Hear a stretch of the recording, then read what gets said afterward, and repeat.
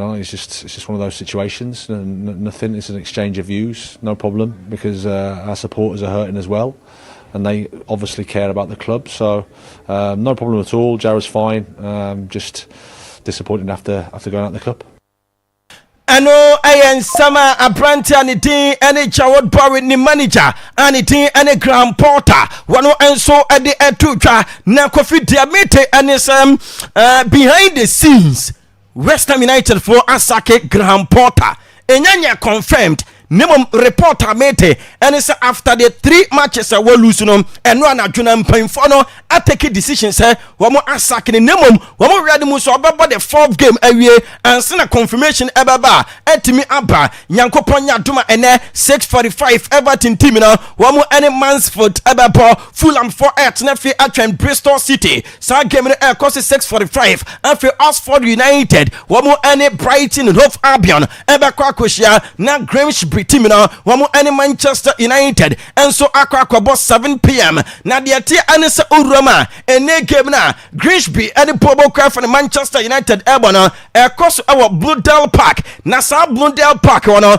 Kofi yasi anya 126 years 126 years yes in 1899 na yasi uramu awo honoma one stance na ase esi babia ya de floodlight na asino aha de eben aha no aha no what ya say the other port side na eben ha no yasi eno no 19 anase 1899 womu esi stadium no the oldest standard eno na sofa ewo ho the other ones na ewo chasen chen eko other post no so ase ya boss no ene de a new one enti Kofi de ate adise uramu ewo chasem Brundell Parker the ene anwumre no Parker adi 126 years no host to Manchester United no more Grimsby Bobo kono Kofi in their last 6 matches womu enlusubi enti wey eka bibi etros ene game no ano ebe dinye pa na Manchester United wamu so last 6 matches no enya de so matimi ekipu clean sheet eno na papa ne din ene Ruben Amorim eye pre-match conference no wodi nkama eno mu bisa ne sem ade obe change squad na eno say yes we will change the squad. We have quality players and we need to do rotation to try to win every game. And no sama Ruben Amorim what did you do? Changes for the game on Tuesday. Yes, many changes. We have three games this week. We have quality players, and we need to do rotation to try to win every game. On the team list, is Mazraoui still out, or is he likely to come? No, maybe he's going to return next week. We will see, but he's near. We are just finishing some drills with him to have sure that he's not going to have another problem. Ano I am sama Manchester United manager Ruben Amorim wano enso editor dwane no abekaya ewa Akwaaba sports restaurant so no mere papa ne nsem etu dwa se wakwakwadi nkomo ewa baabi se Manchester United team no enya ready for European football na wase ehu behia se ombe prepare team ni ye no mo develop because playing Champions League matches na for Ubo Premier League matches no ade bia United team no wo ma ho den enya enu honom. I think we are not ready to play in Europe. That is my feeling. Having tough matches in the Champions League, then playing in the Premier League, we need time to develop as a team. And no, I am sama Ruben Amorim wadi etuja na Kofi we ama some of the football connoisseurs ashas here every minute say where the worst and the poorest manager go ramu our Manchester United after Sir Alex Ferguson no retirement no because okay Manchester United manager so mapa after Sir Alex Ferguson ne retirement na wono and the win percentage e wo fam na Sir Alex Ferguson there enya de say Manchester United team no wo mure ebe finida because wo bomodin ample 810 matches na the win percentage no e 65.2%. Mourinho ebayem about 93 matches na the win percentage no e 53.8%. Every tag and so ebayem wo 85 matches na the win percentage no e 51.8%. Ole Gunnar Solskjaer and so about 109 matches the win percentage 51.4 74 after Louis van Gaal about 76 matches now win percentage 51.3 after Ruud van Nistelrooy about 2 matches win percentage now 50% after Michael Carrick about 2 matches one also the win percentage now 50 Ryan Giggs about 4 matches one also the win percentage now 50 David Moyes about 34 matches win percentage now 50% and Ralph Rangnick about 24 matches now the win percentage 41.7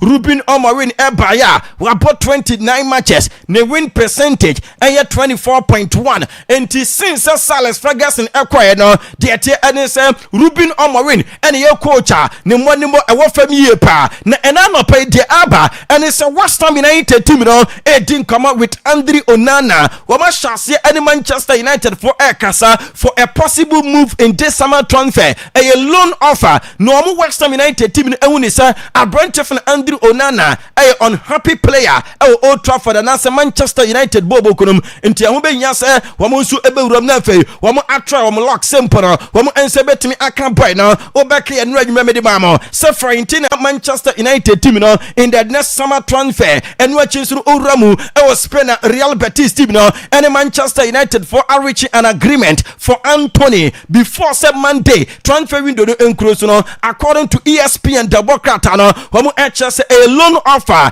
with option to buy in the next summer transfer and I pay here is some mamo now him Manchester United wanna Brenton any could menu a player Kofi say a Brenton in the next 48 hours Manchester United ebe take a decision on him so mo beto no and also mo ntono no wo ebe take a decision na akudane de and adwen so opeso free Manchester United no okwabo club wo mo ebo Champions League wo peso onya kwan na 2026 FIFA World Cup ebe kwaso ewe USA Canada and Mexico no wo so adwane the English national team enti Kofi obeka ya na no mede mamo se English class makumaku enum emenu ambeka se Chelsea for no mu obu no wo de ase tabi abrante for Andre Santos intino enya de so mo kofa kobe menu nemum the Lions of Aston Villa mo any a couple of clubs e England wo mu anya bre enano pai de eba any Real Madrid team no enso e club wo mu so ehwe abrante for kobe menu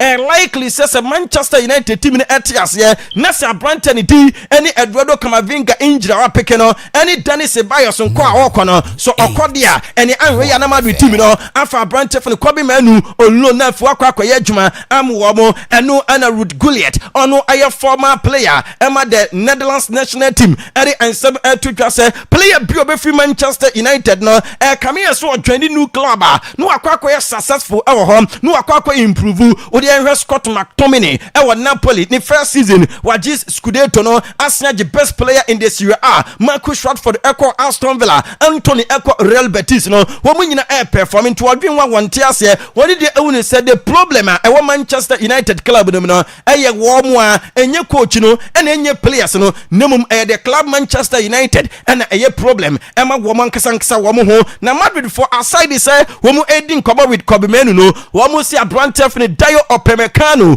ono aye adwuma ema Bayern Munich as free agent in the next summer no wo mu area bu so mbakwa kofa akoda no ye kama do the 7 Kofi mama mfanto so se uremu ewa Santiago Bernabeu the Chelsea lighting system ebema stadium no a reflecting amwo pictures at said ye no Allianz Arena bo ni e change colors near the players at to no the tie and said no wo mo ekwa test ya Abrante afane Kylian Mbappe any French former player papa ni din any Zidane ye hu wo mo image our test na no mo test ni mu bibia chance yes Santiago Bernabeu there so far Ubawiasa Oka Stadium one of the most and fantastic stadium and no Santiago Bernabeu na arawosam ani se Eduardo Camavinga injury na wapeke no agi September international break no Akwaaba ansana ne ho ebetimi atona ne ho atimi atono na beke ya enu anwumre mede to manim se officially Lucas Vazquez adwene Leverkusen team no on 2 years deal eno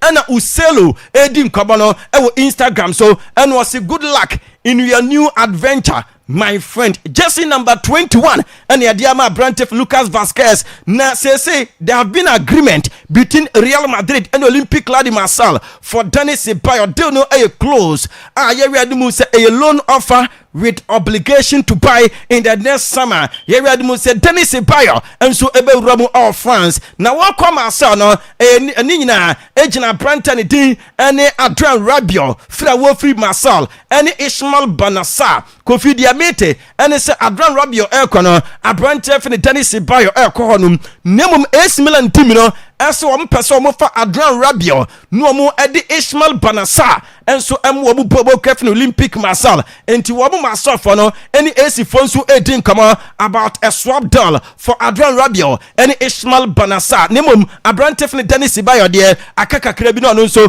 adwane wo mo enkomodi akoso between Manchester City any PSG for Joalique Donnarumma na obakaya enwa me catch am say PSG team ne de equal to 30 million euros and I pay their mate and it's a boy ever sign 5 years contract personal terms where we are with Manchester City now so sika PSG for expert no and a Manchester City at the airco Man City for so between 16 million euros nada sika no akwakuye bonuses and add-ons Everton for Alpha City boy Jaglarish on loan na Jaglarish ekwa no Kofi yase the money mondino ama say Everton team no epeso bo ye the deal no permanently with amount of 50 million pounds omo edition in London Julio Enciso a player na ye kan ho asem na no say Bluco womo Chelsea owners no epeso mo to Abrante fene Enciso na fe womo ade no ekọ Strasbourg na ekọ Strasbourg next season no aba Stamford Bridge aba be ye adwuma yese sad no break it down enti a collapse boy no to so aye adwuma ama Brighton Hove Albion bobo kono na be ka ya no me catch am say Chelsea team no anya offer from Roma womo awade mu say Tarek George abedwan ni womo na Tarek George ekọ Roma no ma Chelsea for anya 20 million euros yese no ene yesika say no womo Roma team no a propose womo de kwakwafa Abrante fene Tarek George na obeka ya Bayern Munich for so no ya come on some with Abrante Nicolas Jackson a loan move with option to buy or obligation to buy the Senegalese striker Eddie Gillite no ama Bayern Munich for say won betimi Chelsea for awie bibia say ni agent no enso ewo London Mr Kamara enso Asia Todd any Chelsea playing for Ganacho aya convinced enough say before say transfer window no encroach no ya Chelsea for player na Chelsea for egun komodie so won so mo de betua 25 million pounds Manchester United for NJ no mo emfa Ganacho no mo wi no mo say Abrante fene Fermin Lopez ono aya adwuma ema Barcelona no ni mmodi mo eso ani ntia wo benya se number 10 ebeba na nkomo wi adum se Abrante fene Xavi Simons on befa no now they say come here say RB Leipzig for no eya madene ayede enti Chelsea at the 50 million euros offer Roma Fermin Lopez say no ya confirm ema mo no sa pepepe Barca for a steady offer no nemo Barca for enanopai according to Mundo Deportivo we mo say Barca for say 70 million euros and now say nothing less than that not just 70 million euros no wo de dia wo fam eba enya dia so mo Barca team no wo mu ebe so mo na Chelsea for say wo mu de wo gidie say Fermin Lopez eba boabo because 2022-2023 season and 2023-2024 season was starting matches in 26 La Liga na in La Liga 26 starts wonya no wonya 14 goals into moon say Abrante no ni goal ratio no soro na Abrante fini Fermin Lopez Kofi odia monkɔhwɛ de wa post na homachi Instagram so utum sa akoda no fili Chelsea dada Tama na Messi ewo Barcelona no na Fermin Lopez ewo La Masia ho na akoda no kochia Abrante fini Messi emomu eyimfom nyini na Chelsea Tama na Yokohama sponsor wa ba no mo ye shirt sponsors no na o she Chelsea for jersey ni bia woni Messi etwa mfonyini ena no pai wakopostu sa Chelsea jersey na shana no ni Messi etwa mfonyini no ewo Instagram no so wey e kan bibi e tro say Chelsea for offer no wa accept na Kofi waji 6 million euros ewo bobo kefin Barcelona Chelsea for say wo mo triple no wamo ye no 15 million euros what you say almost 3 times the oje e Barcelona no na chase o kan 6 ni bo ho miensa 18 Chelsea for so be man 15 enti akoda na gie tum aside that nso no wama sign aboa amane some eniema bia boy ni a consider Chelsea for see wama abema ni guarantee of starting role after wama say salary no se na madike kan wama tum ena enu achi no obenya more matches abo na next year World Cup no wanya bi akọ with the Spanish national team na amanfo ahase eka say Xavi Simons enka Chelsea from forso na nkwamo nto akoda no mu nchai Femi Lopez ena bi mu say dabi I was a Chelsea for Femi Lopez because Barca player there one sign enti ebisa Xavi Simons and Femi Lopez we are Chelsea enkemu de he ena beto na nam say Chelsea for aye kokoasa e was Xavi Simons hunti no ama say Tottenham space team no enso at the shock move e wuramu akwa fa Brantefni Xavi Simons ena no paye dini nyina ema mo unim say wuramu e bobo kwa ye for Barcelona yes wo mo so no the one niam AC ekono wo munya sa sika na ebebo wo mo ama players wo munya register mo no wo mo register mo runi mu ene chasobi etese Gerard Martin ene wasa sachi no wo mo se sa sika na Chelsea for a proposal no 50 million pounds wo mo nso demand 70 no so munya 50 nim pa wo betimi e register wo players nyina na Hansi Flick kropa catch Deco say wo be new center back in the final days in Tibasa center back na nyankopon ya doma ene the city council ene UEFA for ebe ramu our Spotify company no ma akwakoye final inspection for the Champions League na de atie ene sam league matches no city council for no ewram na fe wo mo aye inspection no e de amu wo mo na Barca for de kan a report e de ama UEFA say Spotify company the choosing stadium for them to play the league phase of the UEFA Champions League enya de so mo ko ba bia eka ubi and last week wamo tro kom wamo say enkom pese wamo first match no eye away na nso nyankopon nya doma ochena and ye behu say Barca for first Champions League match e wo league no no wamo ebebo e wo away na so mbebo e wo home because no finals of the qualification no enso etim ekoso ane ebi ebeto fam eno Karak Amate wamo any Celtic ebo 0-0 draw first leg no koye 0-0 into on penalties 3-2 and ama Amate team no wamo qualify after the game ultimu say ashe papa ne din ene Brendan Rodgers where manager Emma Celtic team no into aso we disappointed with exit na wo manya no it's very frustrating. As I said, we all know where we want to get to. We showed last year, like I say, the strides that I felt we took, but you have to build on that. The last thing you want to do in football is manufacture your own stress.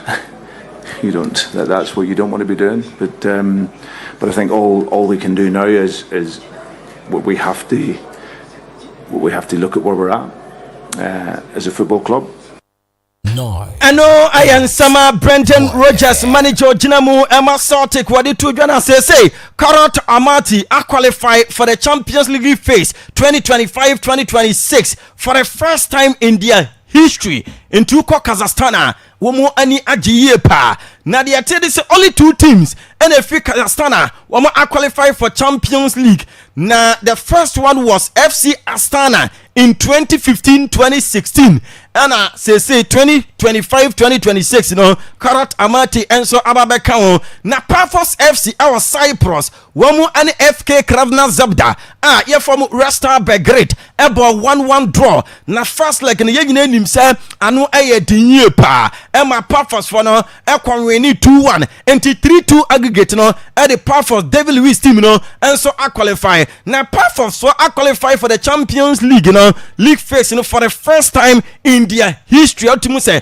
anu e dinye pa and Stormgrass enso atna fie and we need 2-1 etia Bodo Glimt na the atia this first leg in a Bodo and we need 5-0 enti 6-2 aggregate no e the Bodo for a qualify wamunso a qualify for the Champions League for the first time in their football history enye easy crack enti anu 3 teams am qualify no wo bia no wa Champions League no ebi da say bia ya duru chese group stages no enya de say wo mo no atimi aduru onum da anase league phase no enya de say wo mu atimi aduru onum da wey mo first time na nenso no e de na ekọ de ate de say 4 matches at Tottenham 4:45 Karabakh FK any Ferencvaros ebebo Benfica 7 p.m. wo mu any Fenerbahce Club Bridge any Rangers team no ebehia na Copenhagen any FC Basel Akwaaba sa games no ekọ 7 p.m. na so far de ate any say yanya 32 teams ano aye dinye pa aka just 4 teams to qualify enti yankopon nya adoma ochena na draw no ebekọ so eno ekọ so ewo Monaco oko Monaco abonten so eye 5 p.m. oba Ghana hanoma ochena 4 p.m. and Champions League 2025-2026 league phase no ya be draw na pot 1 no eye Real Madrid from Spain, Man City from England, Bayern Munich from Germany, Liverpool from England, afa Paris Saint-Germain from France, Inter Milan from Italy, Chelsea from England, Borussia Dortmund from Germany, Barcelona from Spain, Uko Portua, Arsenal from England, Leverkusen from Germany, Atletico Madrid from Spain, Atalanta, womu for Italy, Villarreal, every Spain, Juventus, every Italy, Eintracht Frankfurt, every Germany, Port 2, Anasa Port 3, no, Tottenham Hotspur, Tottenham for young so Omoko Port 2 and also Omoko Port 3, Omu your English club, Omoji Europa League, no, Uko Port 3, Nidia, your PSV and Oven from Netherlands, Ajax from Netherlands, Napoli from Italy, Sporting every Portugal, Olympiacos every Greece, and a Slava Prague team, you know, every Czech Republic, Bodo Glimt every Norway, Marseille our France, and a Port 4, no, Monaco from France, Galatasaray from Turkey, Union St. Gelassi from Belgium, Atletico Madrid every Spain, Newcastle every England, and a Paphos every Cyprus, a Karatamate, and so every Kazakhstan. Now this will be the first time Yebo Champions League since 2005-2006 Yanya Ukraine club na Abrantia fan Ngomoha I believe I can win the Ballon d'Or. Was one in the who say one day yeah can great players yeah do a Abrantia fan Ngomoha Ebaka na say Liverpool team no as one person who will be beer on Abrantia fan Magay before say we can see matches equal ebet me akoso nti ne any ochena enkosi Friday there no ma we Alexander Isak say they na Newcastle for no one taste sabi obi botwin mu one they were making it clear say Liverpool and obesi akan yeah say papa bona na tene kasa me no ni se body si Hussein eba na nkyeremu no otimi edene de ama sha no so say Sky Pharmacy Limited was in Kanche 24-hour service no o ma start e obrekum e okroma say ti bomode na kopie mu o ma ka che no manyo first no mo na BP na wo so no na yen check ne kama emfama say ne ma bitima akoso ye e de ma kodwoko na obra so na o se ne Kanche say o ma bie pro de ato de mo BP a simple say o ye hwan ye obetima awura ho na also abeto o mo no ni bi anafi wapom de so also tima abehwe bomode ne pa o ma cha kwana from 0241 167480 and 0543 523841 ofre Sky Pharmacy o metima ajo first no mabo na also service no o mabo kama kwajo yeah Kofi yentiwe Kofi me da se pa wo de nka wonta anye papa sei Kofi ma me mfa fidikesi we so enriche Benedicta ene Benedicta Opon ni birthday nti me fa Akwaaba FM fidikesi we so enriche Benedicta special happy birthday da bia me kanse Nyankopon ema obi bia nkwatenten ahodin ewo mu nti sa pepepe na me sre dia ma Benedicta. Happy birthday to you. Happy birthday to you. Happy birthday dear. Happy birthday to you. You enti Benedicta said bona akano wasre kwantenten ahonde na dia ma say onum no ka on de si oni subia no wanya ne kama emfama. We say good morning Kofi Tago bibia boko Kofi bibia boko pa ye de nyame ase se bibia boko of course yaba sa yen cha obi a wotie program ni bia se edi ka ka chat for say wo prepaid ato yeah wo ba kwa radio menye bi in fact customer service yenye mo to prepaid na mo mu na no hey me to prepaid ada sama ni bu mu ade me ba na me say hey baby am to prepaid no man ade no sa no mjo sa no ti o o check in the interest eni obeka say baby am to prepaid also ba wonim no ho sa de bibia mano nam se chalare don wana wa muna se uzo ton ade me so na me de bisika beto nya de o de beche me bra se de beto bi never go meet an say as sa no ti obi antimi nka na mu delights be say o de nya me de kama asem keke e prepaid say na be see me but is it o prepaid Akwaaba he ya yes o benye bi a ho what I say na be to mo ntem ba bi a wo bi a wo ba bi na office line ho ba bi a wo nche ya ntu de bra onya bai pai na won saka na Kofi me Maria won say banana na ka no esini o yes sa na ote omo nyina di lie me nso de onim me chire ma chire o se yo ma yente we mo da o yente Kofi yanim yeah, live on Facebook Akwaaba Radio Brekum. To be joining here started discussions no. Now come on here very interested. Let's start from the EFL Cup. Okay. Which is the English Football League Cup no. The FA no Carabao. Now no me catch I was say. Graham Potter on tra match day 9. Na biduma nye ni. So far yempam no basa metie bona asem na o kan dia o say yapam no kokoam. Yeah. Na kakakra kaza beba ni so good me be chire ni nyine match. This is the whole story. First, pressure was West Ham United, and it is evidently clear because the last time Anano omobo game almost lose here to Chelsea by 5-1 no. In fact, Ekoya madidi atemni bi be so club owner David Sullivan papa wo kokako 80 years. In fact, my supporters say catch any say onjai say onyeskana no dey twapo no because o produce blue film Emma almost so ton players so aton kudus no am on first can into players imeshem no nya say o dey co sponsor Ghana ne friends Diasi Melale o say wan for no now club na agene there. In fact ebi koya koka na bayo aketo eze won nete Apika Pixon and is a club na pressure won so a so coach no be for so say deliver so e ba sana wa you coach no you under huge pressure until also you the 10 results quickly. Now last season don't forget West Ham United finished 14th or more. West Ham team 2 na Man U ne Tottenham but this is you ask yourself a Tottenham born or born Man U soon to be forward into so say Obesa finish on top of Man U and so why we are now because those two teams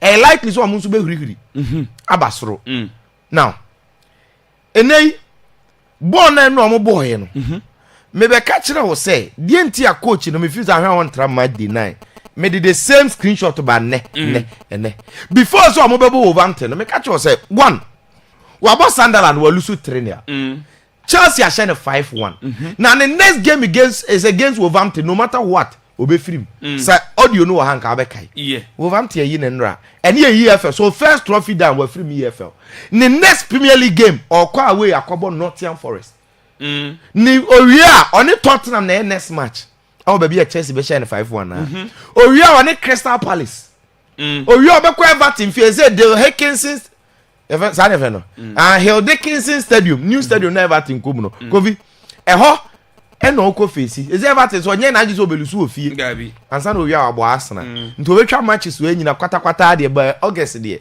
no bia nti eno na me kan ya na anu a Kofi na man for say we free Wolverhampton game no and look Jared Bowen captain no he got no excuse e was ase bi nsemfo na no odi kire supporters no look West Ham fans no omo every right to complain Kofi the Echoes club team last season we finish 14th waton kudus in fact certain players how many do almost paketa na edwane no e say yes we per Tottenham o sa pa Aston Villa be obenya bia ohri on person obeka team potentially on bury ho because West Ham onye far from where and the supporters in this room yam hihye omo mo against Wolverhampton these are traveling supporters omo ba Molyneux enye fie and omo do club no so omo voice out so far as omo tinsi park so far as say omo chira omo displeasure because disappointing performance. I understand football the Santa Akuma was so ultimately responded but as a captain you are supposed to act better tino drew fie wa ma de anti wa apologize no but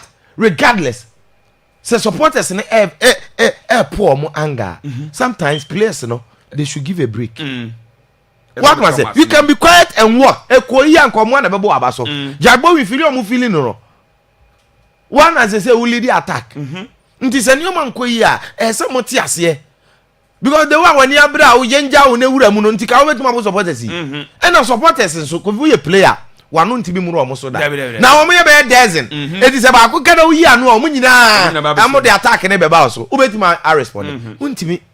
Now we are heading to a level where West Ham fans and see we are say nipa miensa and in the history of this world omu pa Osama bin Laden Adolf Hitler and Graham Potter omu si Graham Potter ube wiase aye bai nipa omu hu pa oka ho sa uyi Hitler Osama bin Laden Potter because the oil omu sesi ayi no omu ka se nye hu a na wa about 3 matches wa consider 11 goals na your coaching there your coach problem West Ham omu ni players omu coach no so nyaade na referee Graham Potter ni nyina ka ho to da wa ba kwasem so ema bibi start say esi a na nkofo osuro okọ Chelsea Kofi in fact Chelsea we never akwaji say miracle the same Graham Potter and omu suro I'm then all of a sudden Graham Potter ma Julian Lopetegui look to say Alex Ferguson Lopetegui last season obey David Moyes almost one yard I'm just say on crowd or yard dey crowd say Ferguson the Graham Potter so you should tell you say now supporters in faith dey almost lose one mu Sunderland newly promoted side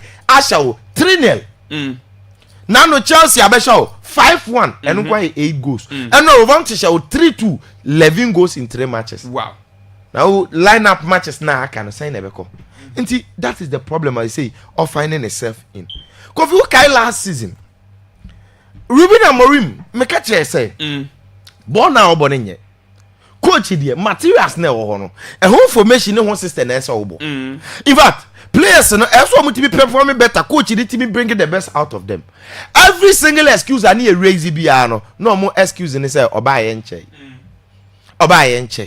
now every single excuse every single thing I obeka bia mo say oba ye nche and wa bo oba ye nche season e dey adu 15th no wa be your preseason because omo excuse ni say wa anya preseason United were struggling before him and they say wa be any preseason meba okọ ba bi opebia ono a drop players ni bi so ono omo issue afa match the 2 ona run atade no yem point wa run atade go fi wa run atade no nam ho no because pressure na start mount now me catch you say one start anya results after Arsenal game some kai amanyu bobo na me say no United club no any baby on person mo get it to no say the next game where anya results they will forget about Arsenal Man U bobo yes. And because baby on no he have points to save his and then a record and the in as much as how you lose to Arsenal and put pressure on you because fans no almost say bobo no that same fans never criticize at the time I was saying he said no he needed to get results no matter what fans na no mu gina na chi na omo na crucify no yen call baby am day 2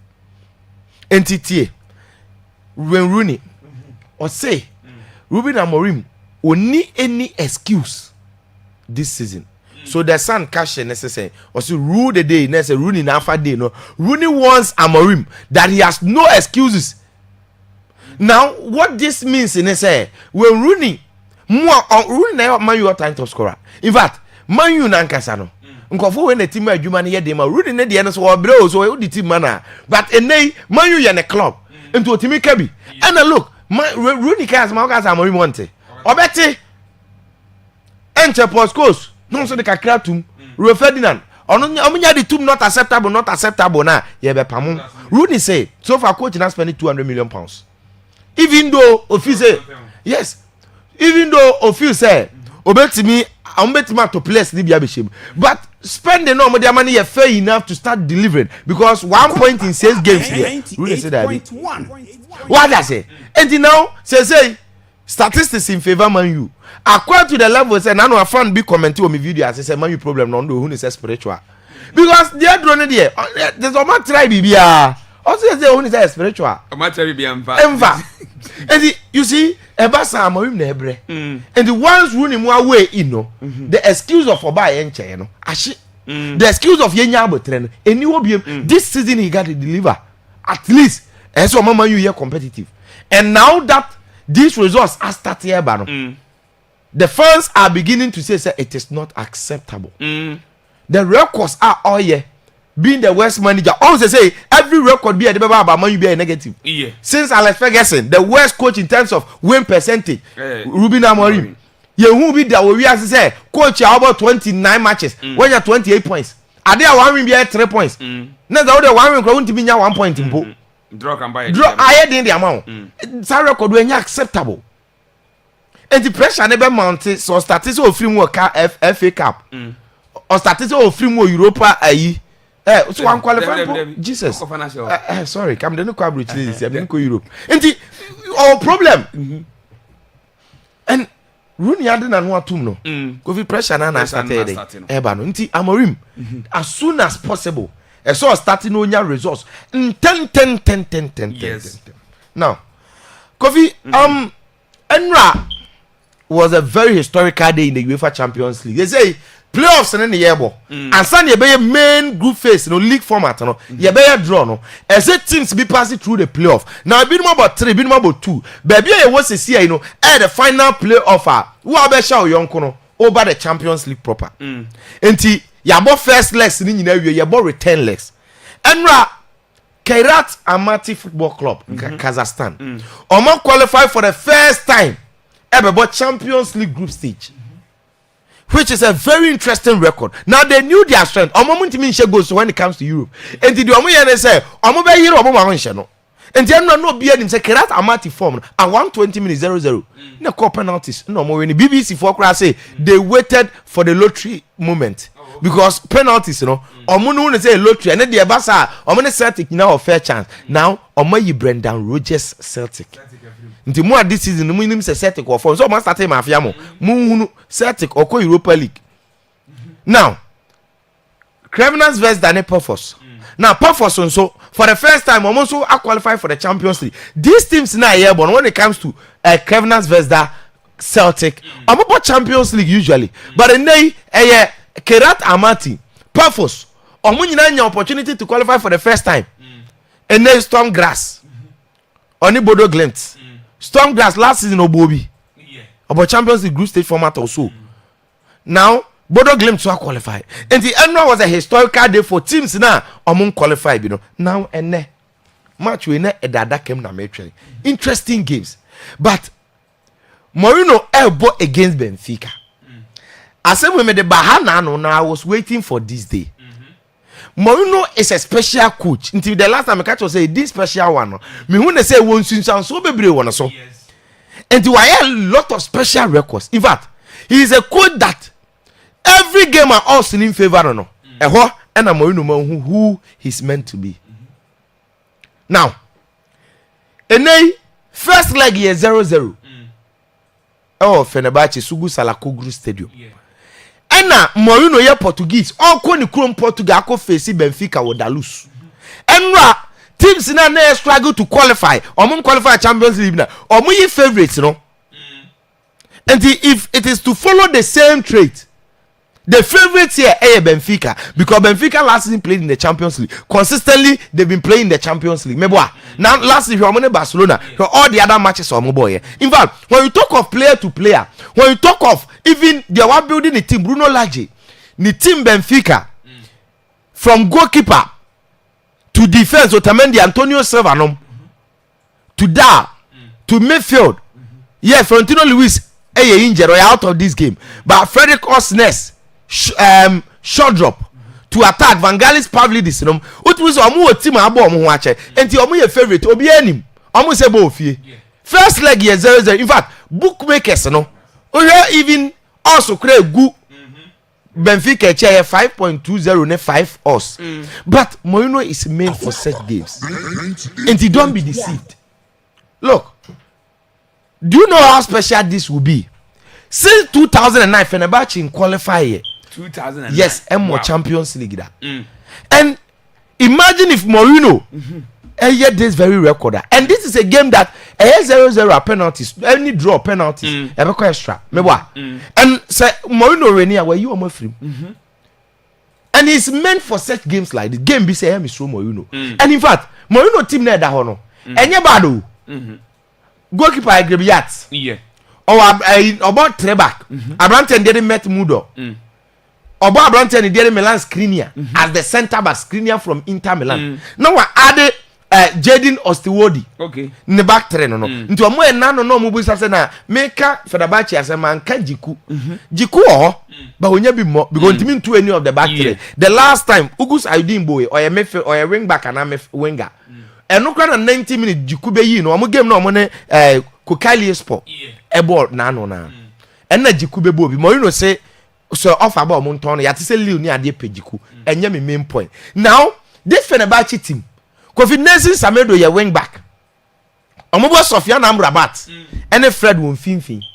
In fact, Archie Brown, my favorite, Ofri Gent, but he is that good. Archie Brown in born a bo, Ojinambi. Now, attack. What told John Duran?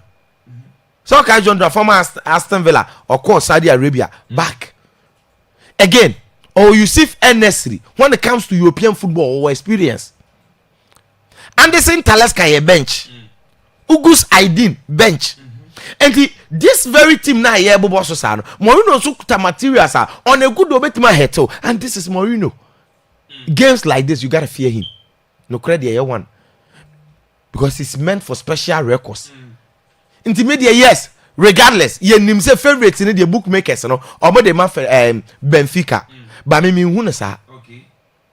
Until this night, Kofi, I'm rooting for Fenerbahce.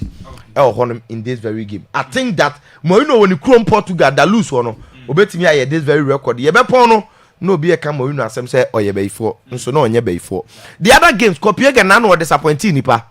But no obo fie first leg ye draw. Into Copenhagen Basse, we expect Copenhagen Tifie idea. So man need a as a Copenhagen Rene. Club Brugge Rangers first leg. Now Celtic and Timan qualify Rangers so form no and Shadanye. Funny, Rangers this Celtic next game. Old firm rivalry no. Scotland. Wow. But I don't think say Rangers beat me ABB. I think Club Brugge is stronger. Again, Karabag ne from Val, Karabag coordinate 3-1 first leg. So I expect Karabag and so say Kofi almost beat me a call when him honum. Na meet me aden. Na no near this Real Madrid de pair Konate. Kofi Konate boy your boy dear. So many. The last time Konate na no he Fabian Shah head the ball na twa no wama Osula akọ ka na tu. Enye ba ko enye mienu consistently me se Konate uyi ne 1v1 na hu sa wonya de. Enti already no Madu dey deal with Rudiger no ma ball na Rudiger na classic was hwan obi ball ne pressure na Rudiger tia fa so na omakọ ka ball na tu. Bibi a kyerɛ sɛ Madu ni hia obi a onim ball ne bono sɛ nim take na one di no hoise na bɔ Militao ni ebo kama but o injury avede yesi Konate no ene ya sports bill de say Real Madrid a show interest e wo Deyo Upamecano flying pine to fire Deyo Upamecano one time bia what reach for akwa so on time bia Kofi Deyo Upamecano say when Rodrigo kwatwe ni mre na Ekimi Njai omumienu a red card mine Deyo Upamecano buy a for great team di amano omunya na come tawo eni bi se mbanam desiri no Deyo Upamecano say eni meto anam se wa Deyo Upamecano de bi ba Upamecano obeto but Kofi obede nti Saliba nom ne iye ne kra ne your young center backs me se ma go ehikura nim tackle yes Deyo Upamecano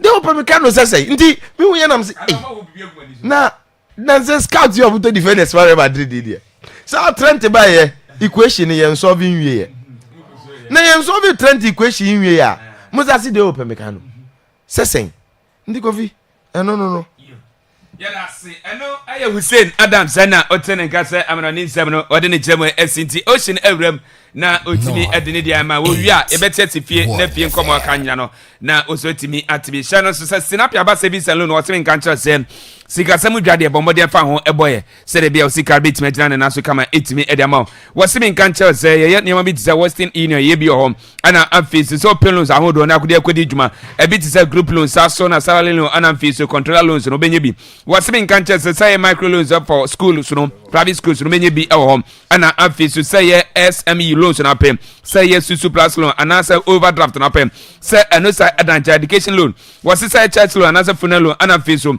micro enterprise loans no nyina ba onse betima akabi e dey free snapper ba service loan no simi kan kire se ye new hwiamo bomode fa ho ebeboye na nyama so tibe kwese kama emfa emam obehu ye e obrekum nyansa ka fene so pe odu ze e kan 8:30 am na ye bie 4 pm na ye close shannon som so be free 0509 196599 ana sample 0245 106610 fra ye bejo so na snapper ba service loan ye no atimi e discount dwa eno sa edanche mat anso enterprise wɔse me nkankyɛ sɛ bra ɛhɔ ne yɛtufoɔ ana sɛ wopɛ baako bi akodi ne nyina wobɛnyɛ bi wɔse sɛ wopɛ mo amanɔne deɛ ana afei so local one no bɛnyɛ bi saa so na sovereigns na pɛ wobɛnyɛ bi wɔ hɔ ɔyɛ so na apɛ bi amanɔne deɛ na afei local one no bɛnyɛ bi nɛma bi sɛ sardine na apɛ sɛ supergata sikyire sɛ samina na apɛ tito mantes na afei makra nyina no nyina wodan w'ani ɛkɔpie mu mat anso enterprise a wo sɛ bɛtumi aka no nyina berɛkum wobɛnwiɛ ɛwɔ central market hɔ agye sɛ gyasene palace no wɔse me nkankyɛ sɛ ɛyɛ afrɛfrɛ no wafrɛ 0535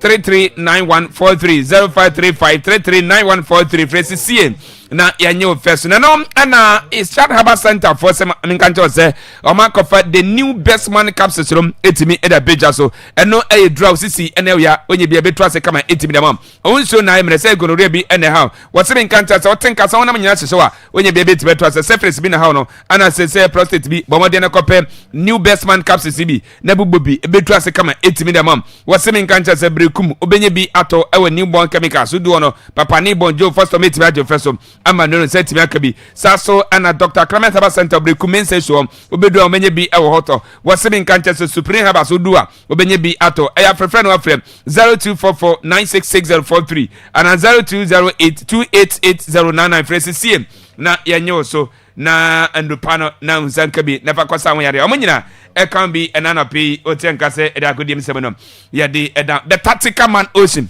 Kofi Tago. bibia bɔkɔ Na nso ho te sen. bɔkɔ Ehia. Na usen se opemikano be eden. ababɔ onimbo na de man me fa ne Na say ehia center back abuye so. Mo magwa no mo Martinez your magwa. Your delete. Hey, the butcher ho. Say or recover kakra say a few weeks after international break. You don't know. The butcher. Obeba na ngwase abetwitwa nam. The butcher. Most rare one. Yes, mo ana mo coach ni da so. Indian no. Say warning na e ba ne de. Ba mo coach no say Indian ni pa o. O say son na budget say no. Na nim de we o city. O say Indian. Wo de wa hu. Abo coach ye say India for na se ball mo hu no bonti. India. Oni majumatu. Wey. Hey. Ki mo sremia na say agro na mo ni mi di. Yendio. Why? Na Kofi aba fi se nu mu a. Ene me adwuma bi ama House of Folk fans no. House fans no. Yes. Enra me kwa Accra. O kwa Accra ho. Me ko ho hunhum mu. Oh okay. Na Goss no de o koi. Yes, Goss no de me koi. Na Kofi kwanya didi Dramani fast wie kotoko. Makwa hu ne tactical board. O betre. Any formation. Na sa o kira ne say o liki omo formation na. Me I have me but tiefo nti. Sa. Any formation. Obeya o ne house for benya asemo. Asemo. As ade no na me dwi hu tutu me kira na. Okay, we dem mitawachi. Me nti me famra. O de obeka na me ye. Fabra mitawachi.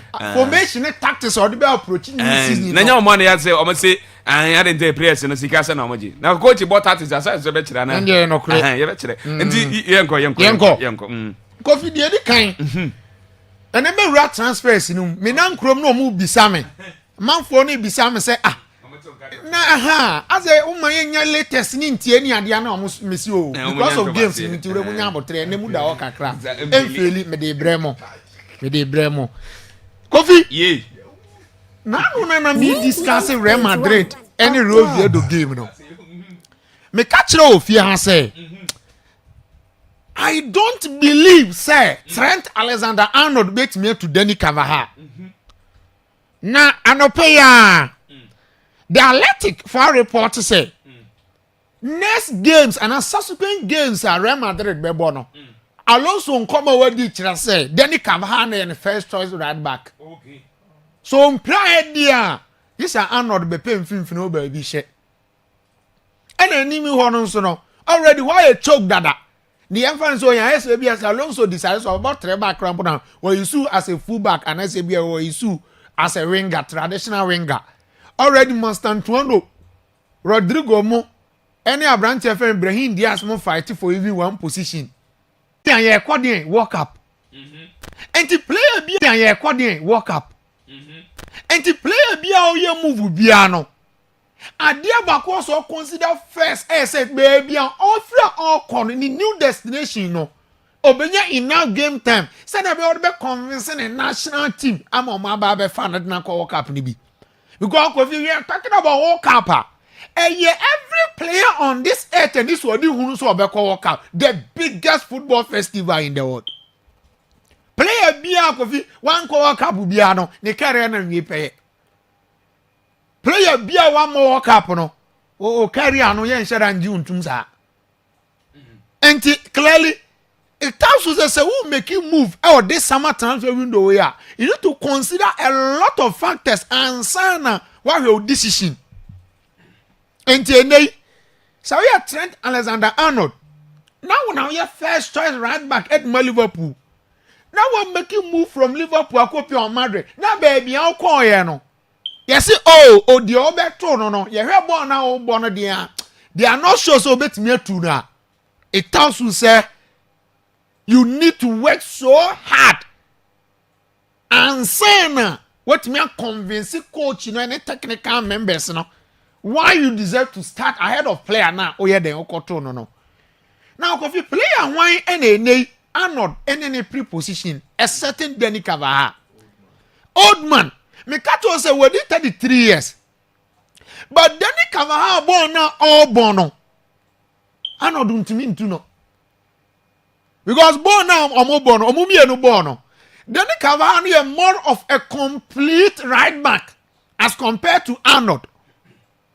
In terms of the defensive phase of the game, solid. Danny Carvajal, we bet me actually now. Me say down mami ten as here Gini to Man City against Real Madrid now. Real Madrid any penalties go City or Itiad no. Two wingers at the same time. Right back already 32 years.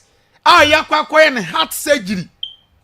Jeremy Doku, Jack Grealish, or your Juma at the same night. The same night, and I didn't cover your Juma. And to only that long term injury, Quatran channel. And no any informing Madrid decision so I'm branching boy ban be or bar. Oh, to me, shadow and more that top level performance in the game. And to young for Bimra. In case of bad went to me a more na Arnold Ababishim. But come first game against Osasuna. Only Arnold and a chaboy, Arnold ne start and a cover free bench by. Or buy a born of the boy and an annual dinner brown or the so. Now against newly promoted side in the shape of Real Oviedo. Danny Carvajal starting yo. Kofi ball our boy who's a fair no recover and the coach in the Amsterdam stress in the baby sa. And our boy be a few minutes you know near the Arnold by. And clearly Arnold a second choice right back or Real Madrid Bobo Kunu. And all the conditions put together no, it doesn't come in favor of Arnold. Why? Because he's competing against Obiabo no Obobo the years in Nimbo. Our science Spain and the PR Ebedinachi. So what did the quarter bench say see and born no about 2 crowd to me in fan quarter bench. Spain for coaching soon a coach yomo. Now the quarter bench about the Spanish press and also the BM. You get a point to coffee. Move now not die any day. Men you too convinced, but you have be a bit messy. You say official congestion, you bet me piano idea. Says player be any who had been born in one trim say bench player. Say Copa de Rey near ammonia or Copa de Rey here Copa by. Copa de Rey and Kayama are Vasquez and Monasa. Champions League in the league in here do by now. Oh, but yes, Copa de Rey, I don't say Kofi and Choy. So it seems as a Arnold move, no. Yeah, bibi ho kakra. And England ho so Kofi one position why the empire England for full backs or right back or in particular. Yeah can Kirin Trippier and say for Enfreno. So Rhys James ya fit on any day he will start ahead of Arnold. On the born boss Arnold. On in defending as any attack. In the other man command Kofi who dear now why very very careful kakrano. It seems like Arnold move no there and shouldn't convince me baby sir but I'll be in a day. What you to so beko. Now Richmond mammy Luis Enrique ni Luis Campos. You see Adia makwane me nwa pan na say transfer window no ebe close you know. Na sorry transfer window ni baby no we season na transfer window ni baby no na team back when I'm expect to say obetima signings quality signings Paris Saint-Germain. Why? Because of the fact that Omonage champions again how they dominated Europe last season. And Oma benya that pool no that bragging right no to secure their top targets. But it seems a team back were very inactive in the transfer window PSG. I'm saying to don't dream course. Am I only one recognized signing? Abraham Tefen is Zaban. Obo boy, no the man Benimov of free Ukraine. Anna, I'm a goalkeeper and so I can so am I two sign Luka Chevalier. Now these are signings Kofi apart from Luka Chevalier na directly Obabe replace Donnarumma no. Ufa Abraham Tefen di ane Ezaben yina. Wo no Obabe understudy Marquinhos. Pato the old team me too no. Enti Marquinhos ni fie ni kwa ni mu. Nti Oba understudy Marquinhos onye nti emfa so ni Marquinhos mpo na eba be chabo. Now the reason behind the PSG and say Kofi omo say omo nyi omo team ne te say nkane ni biem. Na so omo te dase abra na omo kra so. PSG Luis Enrique and Luis Campos Kofi omo akotena se a plan say ensa no be sign player no enye bo na gina go prama no so nko a wo be oni tie am de be sign no. Ye free bibi character profile. Player na ọba no ni suban ete sen aside bono okra that mental toughness okra the right character profile okra the right attitude to play for team FN PSG and probably coach FN Luis Enrique. Nti eno the main reason why you know Paris Saint-Germain for so relaxed, very inactive in the ongoing transfer window. And to me Bekatron has said during transfer headquarters, Bekatro say, look at Chevalier. I'm more convincing us of number one. Now, Kofobi crowd out too. But anyone is here, some case every fairly. Enti, Bano, no money said they are pushing Gigi Draduma out into Chevalier and be number one shot stopper. And Kofi look at Chevalier. No. They went on to Babia Oko school.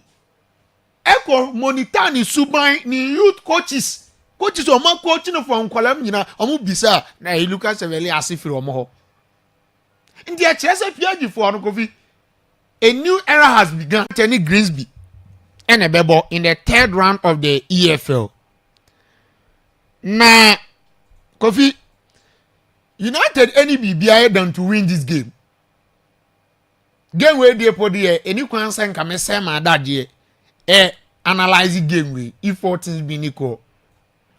But looking at the current situation in Manchester United team no, ama every match bian abe very very crucial for United. And untia make a match no asem no. Now say Richmond benya tactical board ade na me dia manaka kra bi di atoso na Kofi. Match ade be good. Ta go here. Oh tactical board no so a. This is the major problem for Coach Ruben Amorim. Her method. Now, United without the ball, almost shape no babe 5-2-3. Yeah. 5-2-3 normally pressing. And two players everybody can press opponent in center backs. Me about the shadow player be also as a or shadow market DM no. This is the tactical structure against Fulham. Now, so we're the middle of the pack midfielder, I already the engine of the game. United are outnumbered. So in the middle of the pack, now my boss we are no. Kofi 3v2. And then Ruben Amorim this and so back for Bruno Fernandes and Casemiro alone. Because Bruno Fernandes no on your natural defensive midfielder. Yeah. And you be like that defensive instinct, to make blocks, interceptions, that energy, that physicality. Even so, about midfield, about deep midfielder, mistakes prone or time commit a lot of mistakes. Against Sevilla, Bruno Fernandes and more shares are good. So you perform or try passes and not to us you know more block passing lane and more jam or good. And in the middle of the park, Casemiro no cry here. How much more Bruno Fernandes now crown on natural defensive midfielder and now natural holding midfielder? Casemiro only fear no anymore. So only that less no to do that work in any innings or Real Madrid no. And then so Papa fan would be Felipe Amorim per year. Kofi also all move from that 2 midfielders no to get 3 central midfielders. And yes, sir, opponent to be a man as well as she. Until I'm expecting Amorim to make a lot of tactical changes and then against my friend Greensby. Now to the transfer headquarters. Now you for latest exclusives up to speed transfer news. Latest development in Infoni Nambra. Computer go. I got 5 days, 10 hours, 25 minutes. Now transfer window now closing. Now I reached the deadline day of the transfer window. Okay. Bibia ya accurate to her. 5 days, 10 hours, 25 minutes. Pepe. Now, the amete and it's a Rebetis. They are so close to reach an agreement with Manchester United for Abrante and Anthony. Was the last season Okobo season loan Edmond about 26 games and share 9 goals until a convince Omo with the performance or then a deal for Rebetis Balompi. Now there Akwaaba say Rebetis for they can propose initial offer loan plus obligation to buy. And a Manchester United for no say there be almost a permanent transfer because Anthony Nsano Okwakika maybe an atwam say na bambu Manchester United they do baby close no ye no United penny for according nkomo enra say Anthony there so obese return to Manchester United there mo de be che ana so ne under 21 for na be kwakobobo omo hia no senior team biem enti United penny for kodi san nkomo no ama Rebetis for no so for and na bo United for so enti omo so omo pen loan plus obligation to buy tin ko about loan biem a na nkomo aton na si ana United for no say mo fi say enkola na nipa na bebo loan na ne modomo na so mani mo say hia na another loan biem because for some say engineer your transfer window no minti and I bet it was so Martin or sign into your Manchester United for no boss say from now enkosi the final day for the closure of the transfer window and a deadline day no on be bibia man Abrante FN Anthony akosi account for Rebetis Balompi. Okay. Me sources chere me no pay say Olympic myself for they are in serious talks with Real Madrid for Abrante FN Denis Ceballos, the 29-year-old former Arsenal player. Now, the initial offer Olympic myself for the Akwaaba Real Madrid and say, omo pay loan plus obligation to buy. And Madrid for say there be omo pay permanent transfer.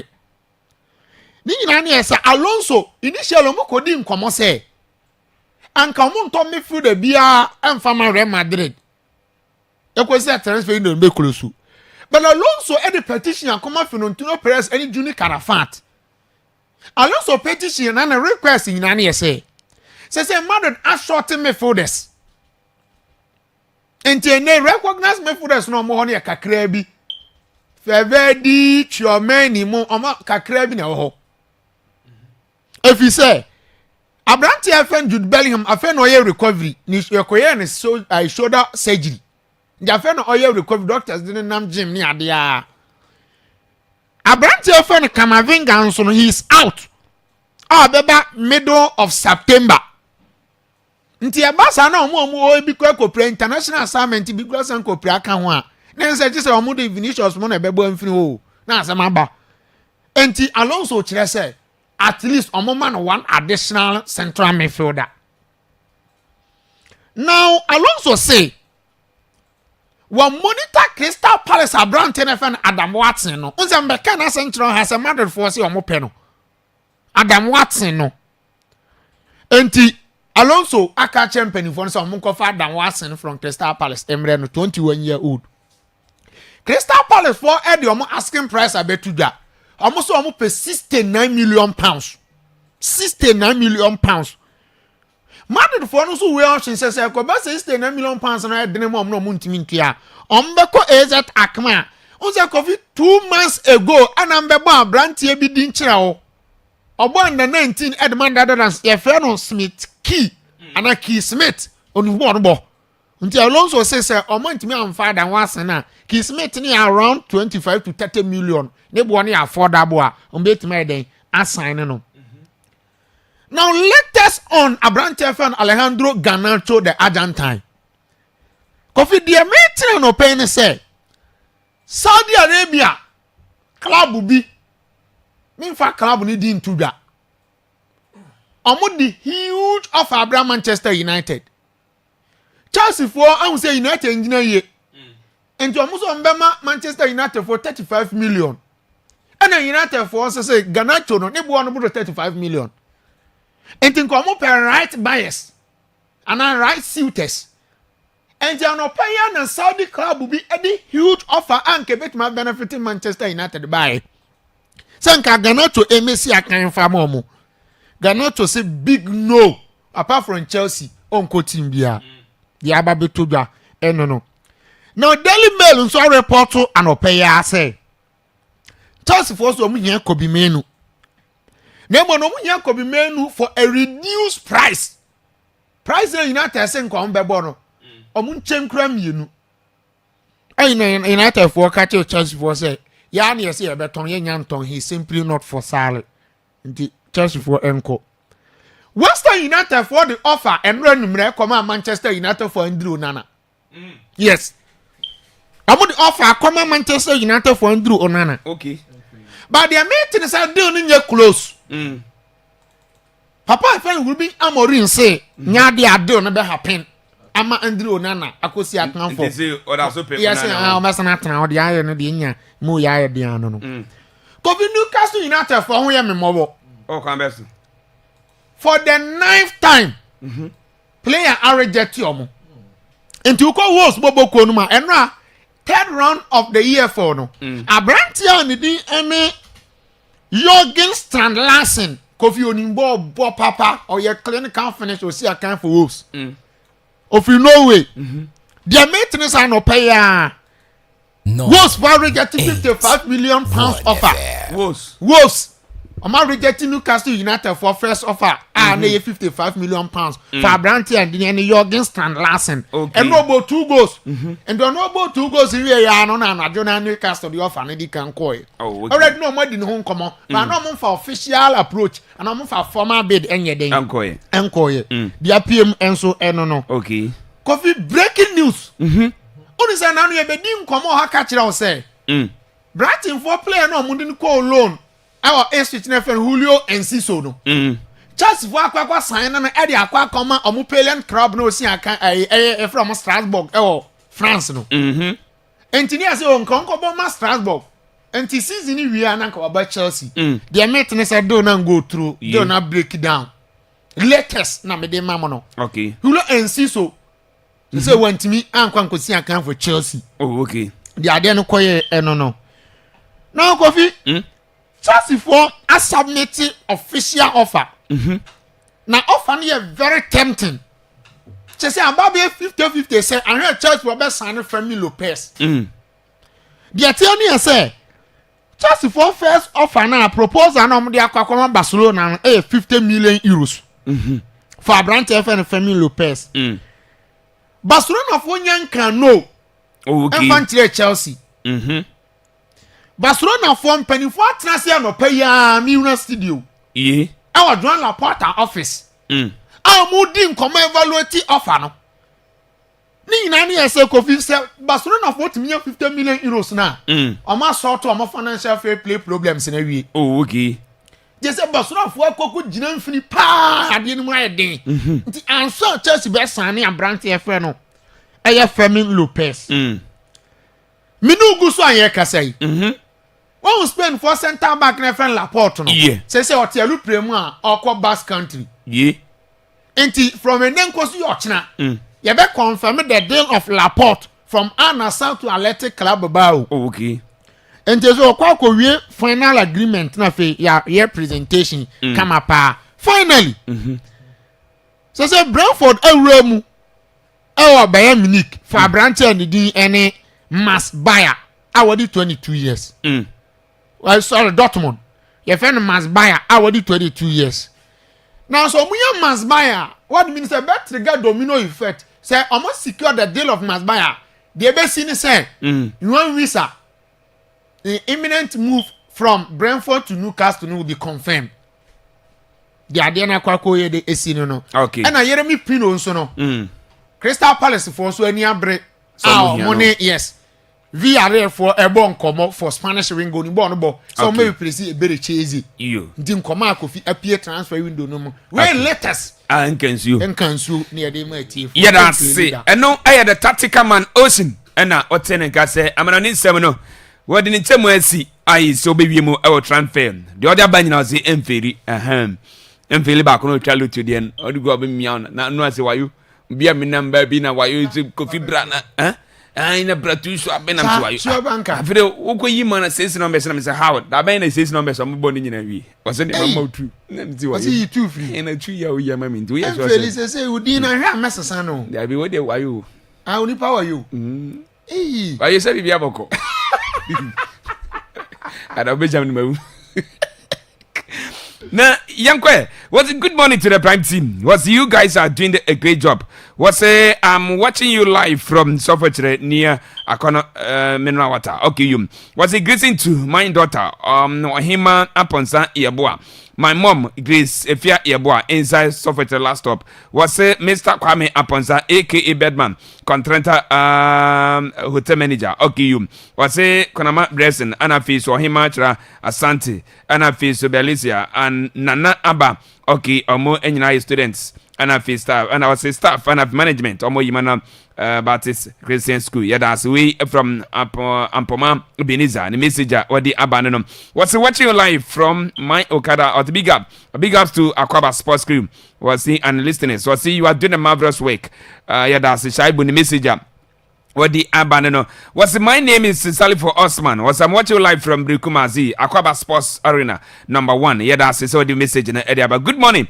Akwaaba Sports I say I am familiar watching you live from London Watford was a greeting to my friends inside Brikum in support yeah that's it omunyina ejoso was watching the show live from Brikum Kutana 1 keep up the good work was a greeting to my mom Amabadu the Yamsala Ajay Okada McLily and all Kutana 1 community from Great Mugabe on this messenger is whatever was it good one Tago was say I'm listening to you live at my 7 at Chimota was it please more updates on Isaac move to Liverpool don't sipo say bibia boko our Chimota my 7 DM was it good morning Kofi was I'm watching you live at Sebrekum was it update on Real Madrid was it I am Alfred yeah that's it so the message you know about free boy was it good morning Akwaaba Sports more fire free boy yeah that's it Timothy HS from Vitenta was it the best sports station in Brikum yeah that's it Timothy say bibia boko there that's it pass what the message you know about say watching you live from Nkrankwanta ambulance office okay keep up the good work we are a great opinion to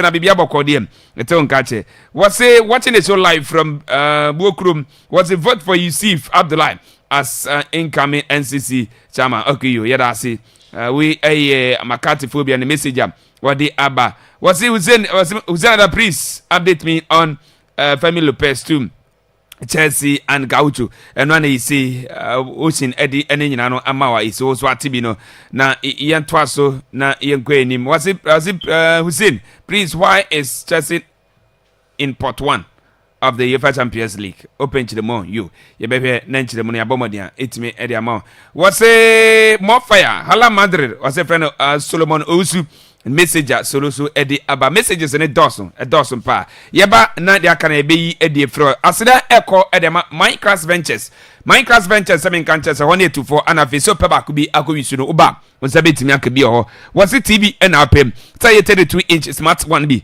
32 digital TV 40-inch digital TV 43-inch digital TV ne nyina no obenye bi ewo Minecraft Ventures no 7 countries yes our mattress is eya papa ne bo efo odaso a emfa yade bia na emrom was 7 countries your body massage mattress ho obedaso no obesoro honam denden te DJ Breeze no na obetena kozo chi na obedanda won sa bobodia na kope mattress ni bi na ekodaso was your student mattress ho bi ana fe king size 12 to 20 inches ana fe queen size 12 to 18 inches no obenye bi ana fe fridge na pe so pe bi da ko store o pe bi da ko dem tabletop bi ne nyina no obenye bi ewo fridge bi apebia no obenye bi ewo wato wosebe nka nkyerɛ sɛ dollar no yɛatete so nto ɛba promo no eguso ayese koso 100% ana yɛde mam wei ayɛ Minecraft Ventures wonya ne baabi a kɔ na kɔtɔ mattress bi na kɔtɔ TV bi ana afei so wosebe nka de fridge no so bɛgye odiem cylinder na apɛ open na homa ne ne ti ne nyina no odura wo sabe tima ka bi ɛwɔ Minecraft Ventures obenwe yɛ ɛwɔ brekum yɛ o main station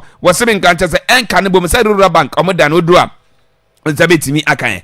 Eya frefre no afre 0246667355 0246667355 fresi ye betimi ajeso. Nanom ana Arash moto 7 kantra se bomade na bra. Na moto so na baje odiem. Wose say TVS moto bi ana pebi range one obenye bi. Sa so say ye ZT125 na pe obenye bi ewo. Wose bin kantra se moto wodin aye so tena so bi tse mapuka rock bi obenye bi ana afe so say praga na fe nyoma bi akebia no bomade an. Na down ne ekopie mu Arash motos enyo fesom na onsentimi enka ne mape nyina woseme nka nche se sɛ hia spare parts so a original one bi obenye bi na oso timi aboa na ye moto so yise betimi aboa sɛ de be ya o machine yise wisu no entimi enum fo no bomode ne be pie mu awa yakache na enyo feso ne mmoa na moto si na onsentimi nka bi ne bo ne fofofo ana yise onya woseme nka nche se ye wa kra kuma se sasra takra de odu a nse ekai wo de frɛ number sisi na moto no na be jodie na ekowisu ɛwɔ 0557 775893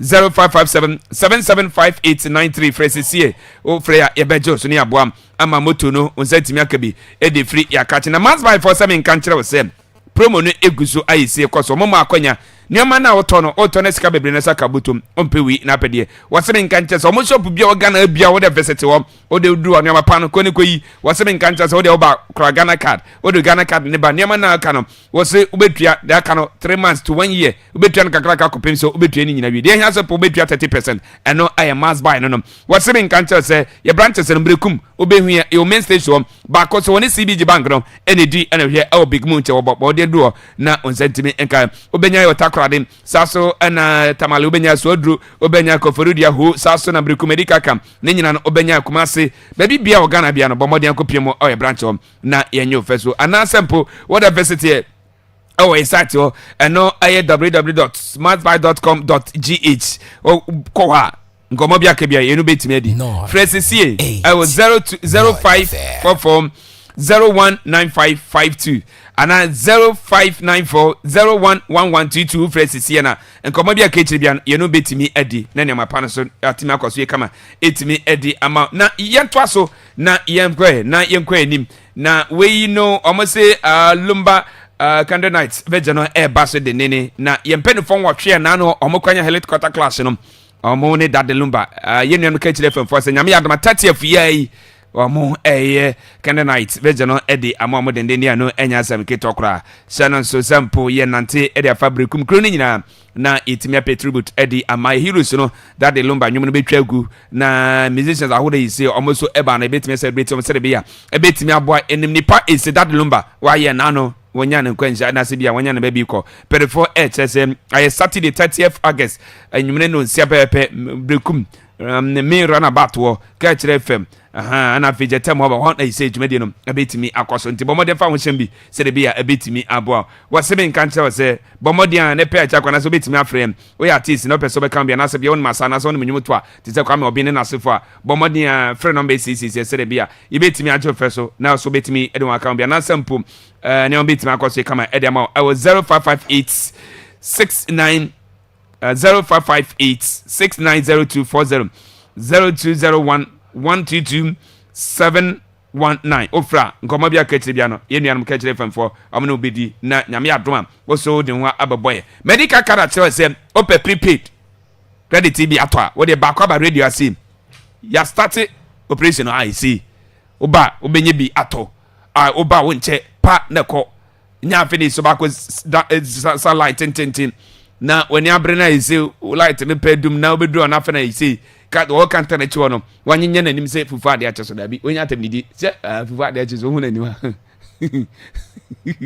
sanity enti bomania ne be pie mu awase na prepaid no ne be to de we the abemo mo area he nyina yeso to bas se na prepaid na bejo de ye the fisam no eba na de aka na atwa so good morning Kofi Tago was I'm watching live at Domain Hikru was say in fact you're doing a great job we are free your best mark the messenger what the aba was good morning Kofi was watching you live at the Black Babalin Salon software fantastic sports show Akwaaba sports papa we aye bonsu Davis messenger or the aba ene anope I say yakenkan what say I am Kwaku Debbie Junior inside there okay Mumford great was a great sports this morning was a happy birthday to my lovely beautiful dear best blessing okay Marco inside okay yeah that's it you be na message no you be furniture na it me a year the good morning I'm watching live from South Africa was a friend Alfred Kwaku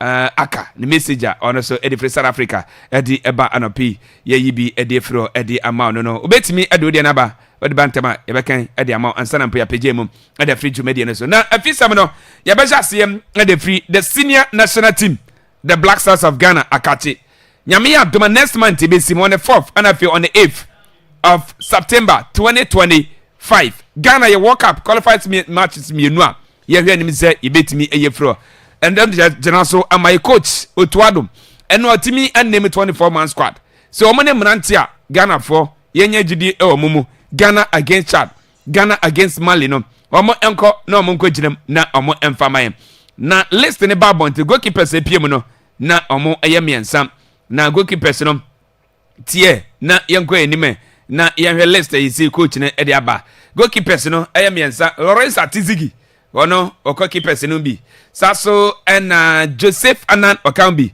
and I feel so Benjamin Asari omone goalkeepers the defenders no Gideon Mensah Derek Atta Mohamed Salisu Jalom Opoku Alexander Jiku Jonas Ajeti Tariq Lamti and I feel so branch friend Carib yentri omo ene mrantia ayisi watone safra mo se kire no omonkwe medfeders no Elisha Owusu Mohamed Kudus Osman Ibrahim Suleimana Thomas Tay Party Abdul Salis Samet omo ene medfeders no attackers no Antoine Semenyo Kamara Din Suleimana Joseph Pentel Jerry Afriye Jordan Ayu Christopher Bonsu ba ana afeso Inake Williams omo ene mrantia isi afro mo ya hwe me se nyame ya atuma omo down mani abepie mo oman ni mu na preparation no yetimi starting na omo programs no say anete nyame ya atuma Sunday to Monday that is ana iso mapie mo our Ghana 31st coping 1st September 2025 and iso medu one bedu 1st September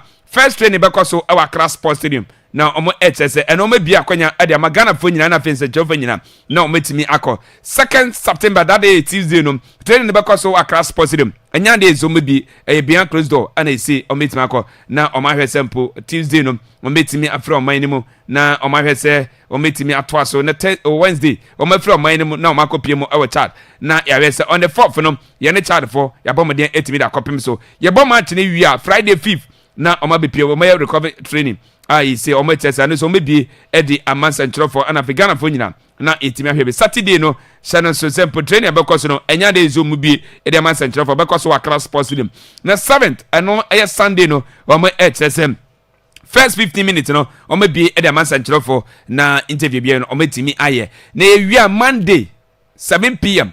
yene Mali na yede apem so our class sports studio we any against ya say ebetima akoso na list ba bonti abrantie aye friend Kwasi Sibo wono ogina na so powerball edema Real Oviedo wono ewo Spanish La Liga na yam friend no na no na ye buza Henry Asante Twim woni akasamafo edema Ghana Football Association ye buza say Henry eba ne say na Kwasi ye coach Otuado entimi amfre na no ana Mr. Hart one year communication director edema afino edin chiremu say edema say the quantia coach no wentimi amfre Kwasi Sibo no we ene de ogina so a esi wentimi amfre no Henry Asante Twim one year kasamafo edema Ghana Football Association no ne nkoma wodi agya ni abra call up ibaye na Kwasi Sibo ai so sheshe goals ewo La Liga ne no oboama ne team so nya qualification na o hwe sample o betimi aba na o abegyirem abesi akan ewo La Liga ne no nchiremu yi ena Henry edema Kwasi Sibo player. When we saw what he did with his club consistently, he's been playing very well for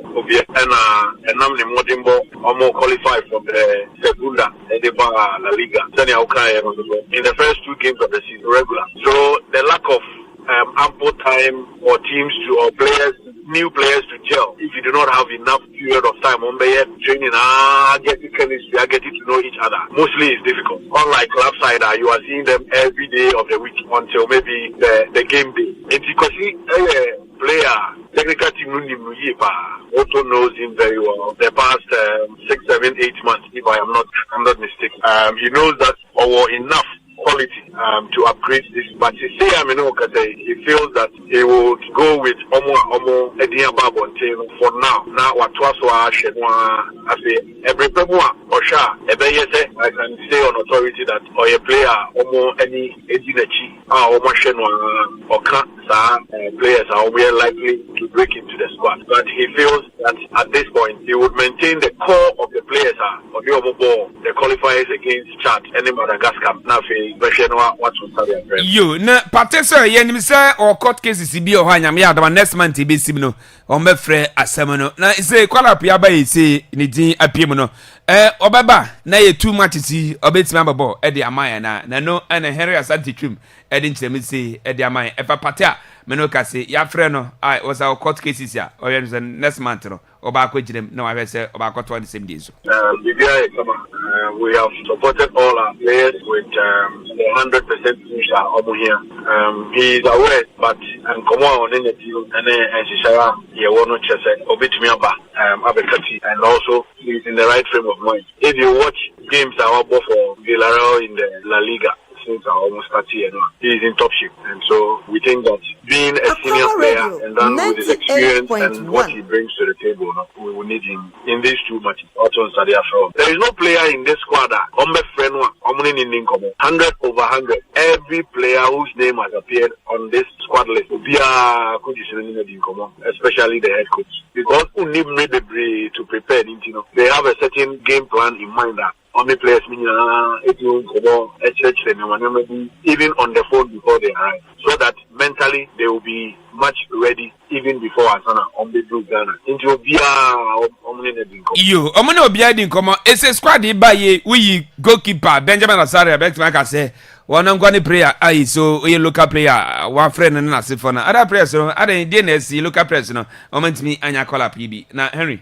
The national team collapse. Maybe normally it doesn't matter the quality of the player and what is needed at a given point in time. And it's not about Obibo or Bofwakwa and United and our coach United and our Katia or Saudi Arabia. Or a player, the technical team in one there, you equally have a chance. Let me give you a story. Last season, John Pente, Fatah Dauda, Echo, CNA. I think in Swatman any Summersex champion of champions. I'm feel by first player didn't appear on their list.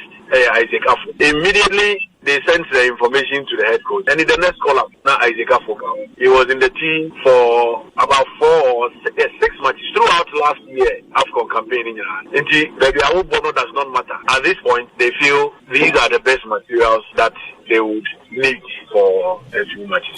We and in Henry Asante Chimonia Kasama for the Magana Football Association. Whether to ja Edia Blaster 24-man squad, you see coach Afremo against Chad Sasna Malino. What in Chemo Aba Oma is Manfremo and I Saku Dende Oma HS Nancy no pra when you're ACL and Japanese was started training benefit epese Oma and Brekakra now about Edman Club Leicester City and Sanempo. Ye met to take there Nimino Oma Efre Colapna Oma to me Afren we and the end summer if free as so eba e don sem ya di ema ene anopi na yetwa so na yenko piemo our parliament speaker of parliament what say is omo hwe nim say nyame ya adoma Ghana e GP ai say bebo no omo ne mpenifu edin komo say benye bi ahwe e wo DSTV so what say na say omo kofie no obo hwa say obi ati DSTV wo hwe a na hwe EPL wo hwe La Liga wo hwe Champions League the Ghana Premier League no asa ye nya do man say what say is omo guso to na mo say DSTV no so GP no be.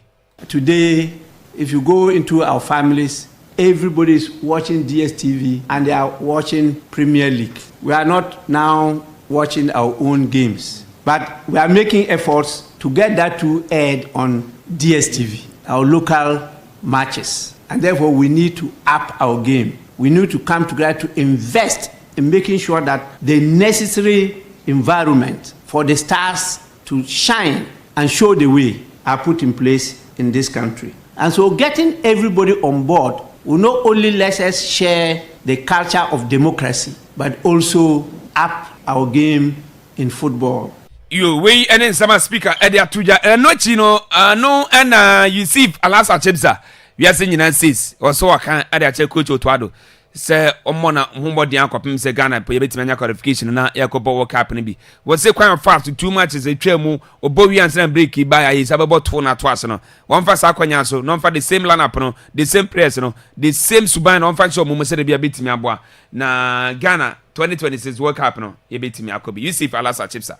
Now I'll be expecting the coach to rely on his starting 11 for the World Cup qualifiers. That is in October, right? And so, you can have the national team for maximum 5 days. You can have them for training 3 days. The remaining 2 days are for travels and other stuff. Yeah. So you don't have much time to gamble. And therefore, I expect him to use the September break to see or to assess or to try out whatever strategy he wants to mount in the games in October. So I expect him to go all out. You we and some Yusuf Alasa Chipsa or Atuja. And what he was a best coach Masidi Damani was a Juma or Yeno. It's what the science in data and it's a Juma. Or best coaches in our cancer. Almost so emphatic data and science in me and Judgment be. A bassa bebois said a beer who coach ya or place or the better Metiasi. Now what's the deal Damani, a Juma or Yeno, and Yajuma Keto Akran to best say other coaches in so in Sian. I think Didi is doing a good job with House of Football. I listen to his interviews and I see that he speaks football language. These are what we want to see for technical analysts. The olden days are gone. You need to use science and data to affect your performance. It works. People don't believe that it works. It's not magic. It works. Football is now science and data. So if you don't use science and data, you'll not be able to know that, okay, player A, his fitness level now is at 70%. You cannot use him more than 70%. If you do that, you are subjecting him to injury when you don't expect. So these are details that our technical handlers need to start learning. Those who don't have the knowledge should start learning. Now knowledge is online. Spend money. Club owners, presidents, CEOs, they should spend money on their technical handling. Let them upgrade themselves and then we can enjoy our games. It's a whole lot of factors that needs to be considered. Like I said, all the 4 clubs that participated in this tournament, they have a promising team. The extras have to be taken care of. You we and some you see Valasa Chipsa or the Atuja and Anapi Yadibi Emma our Akwaaba radio 98.1 na yentwa so you see Valasa Chipsa was say when we say Kotoko any baby any good stars African in the my ready somoko but so makwaji die was on young women nuru was a sandals munam come moko and a velali munam come moko and definitely is Kotoko any baby any good stars no almost African omoko omon try some permit do group stage but send J party was it be who is I say it's your my ready say African committee and you see Alasa Chipsa. As to readiness, yes, for me I'll say they are ready not to win the trophy. To be very honest, we are not there yet, but at least to get to a certain stage, because if you perform in these continental games every year now and then, that also adds up to your experience. And to get to a point you get used to. Look at House of Folk at the year that they won, had been together for almost 3-4 years. They've been there almost every year until the year that they won everything. So it's part of the preparatory stages. For ready, they should be ready. Personally, I don't think we should have the hope of winning the trophy, not even Babiani, but at least get to the group stage. That should be the minimum target that they should give themselves. But to actually win the trophy, it's difficult. Looking at the Mamelodi Sundowns, where they've gotten to, we are not there yet. I mean, it's the fact. We are not there yet. So as to us going to win the cup, I don't think we are ready, but we are ready for the tournament, at least to get to the group stages. That should be the target. You we and then some you see Valasa Chipsa or the Atuja na no Kumasa Sante Kotoko Wali name of Fuseni on my panon to ma 3 years. Na Brantene sell or Tonka Diamanu. We Brukum Chelsea. We a Diana Stasu. We a House of Fuku. We a one year Samatas baby any goes aso. Was it Ghana Premier League no moneji? Was so what dinner one di bedroom? O maybe no na Krobia at the Ghana Premier League no. Edisi Omunaso.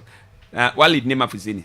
Me, as I'm a skillful player, and then more to at times assist in those, and then I know people don't really know me like that. But if you're more like one of my fans really knows me much. My fans really knows me much, but in Kumasi, I know that people don't know. They all know the name Walid Neymar. Like they didn't see me like before. Yeah, but now that I'm in Kumasi, what I can say is that they can see the real Neymar. Santa Cruz is the biggest club in Ghana, and then everybody love to play Kumasi Asante Kotoko. Yes, and then all the time everybody doesn't knows me. My dream club is probably Asante Kotoko. Me and the type like I'm a skillful player. I can bring more potential in the game. And then me, I'm the type, I'm a skillful, but I'm more aggressive. Yeah, I'm not the type like I don't dribble alone. But when it comes to aggressive, everybody does knows me. They know that like I'm the type like I'm more aggressive and do those things. Walid, the club finds itself in 3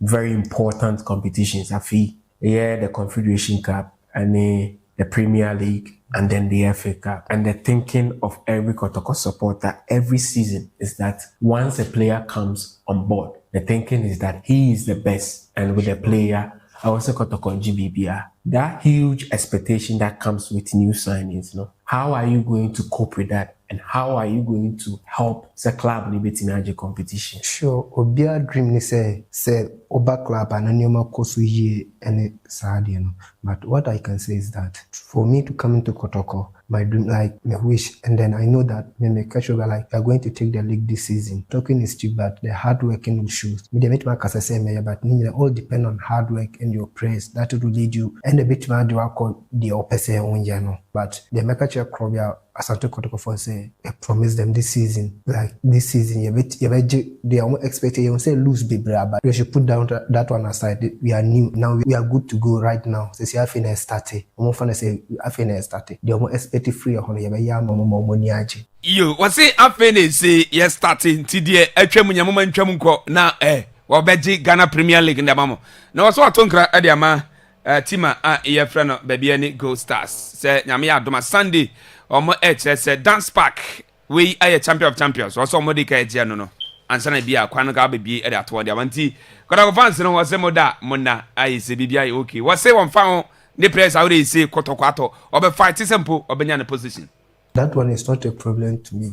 I know myself. Obia why we ask my question say no, me I don't wait my team no say wait my stand first.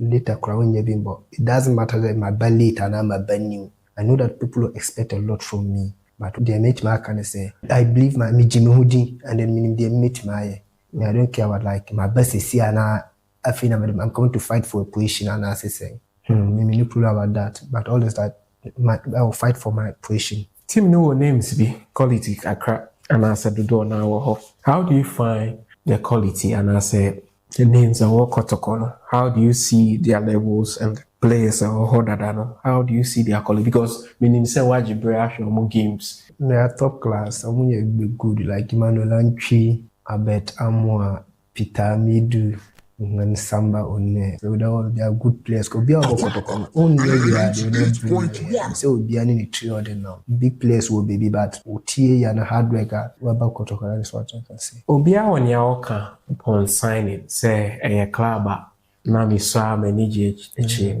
what makes Kotoko appealing to you and want to play here? Obia dreams say but me pro Kotoko no say more times like big opportunities be brave over Kotoko when you perform well and then you do your things well, like you see good things in life. Now it's not about Akwaaba Radio when 98.1 later. And Kotoko is a big club. Who working hard kakra supporters now kasa will show case like on betchere say chiro or done sanyoman. That is what I like about Kotoko. And then they can say put it harder. You see the we are hard kakra like we free gala. Man Walid name of Huseni Kotoko new prayer whether tuja. Na man Walid name of Huseni Kotoko new prayer whether tuja. Na brante aye from Musa Hamzata. Ono so nu Kotoko epa na wontuma. Ono so nkoma wode ejaini. I feel proud because Kotoko is the biggest club in Ghana and even in West Africa. And I'm very delighted to be here. Was it a dream? 2-3 weeks ago, did you envisage being at Kotoko or it happened out of nowhere? 2-3 weeks ago, were you even thinking of Kotoko? No. Actually, the clubs that called me, Kotoko wasn't part. But I think in the latter part of the transfer window, I had a call and everything changed. Actually, I wanted to play. It's a dream, though, to play for Asante Kotoko, and here am I.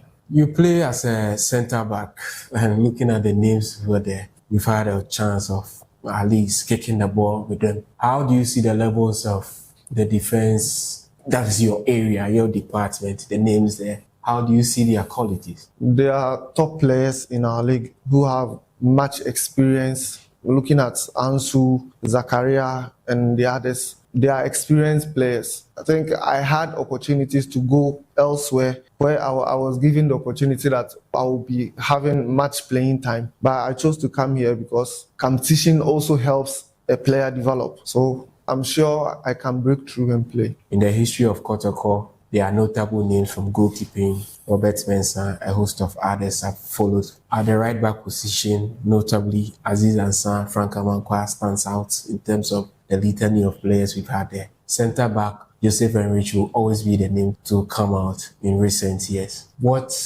difference are you going to make? What sort of a name do you want to leave at Kotoko? And what sort of impact do you think with your quality you are going to bring on board? I know Kotoko, it's a demanding team. They always challenge for the league. I'm here to do my best. I will take those players you mentioned as role models and continue whatever they did here. Fans will be chanting your name. That is when it all goes well with you. When it goes the other way too, they will be at the other side. How do you prepare yourself mentally for that? And what will be your request to the fans? I'm here to do my best, and it's normal for a fan to enjoy with you in your good days and be on you during your bad days. But I would say I'm here to make my name. I can't wait to see them at the stadium. I would like to assure them I will give my best for the club to win every major trophy during my stay in the club. We and then some branche I Fred Musa Hamzata or no comma I say or that to John say new prayer the Makomasa Sante Kotoko. Na Kotoko no and no made to him say a branche Joseph Amu Madam Fono on bese the contract no muchem. Ntizi ana pay so the aban say Inusa Adams.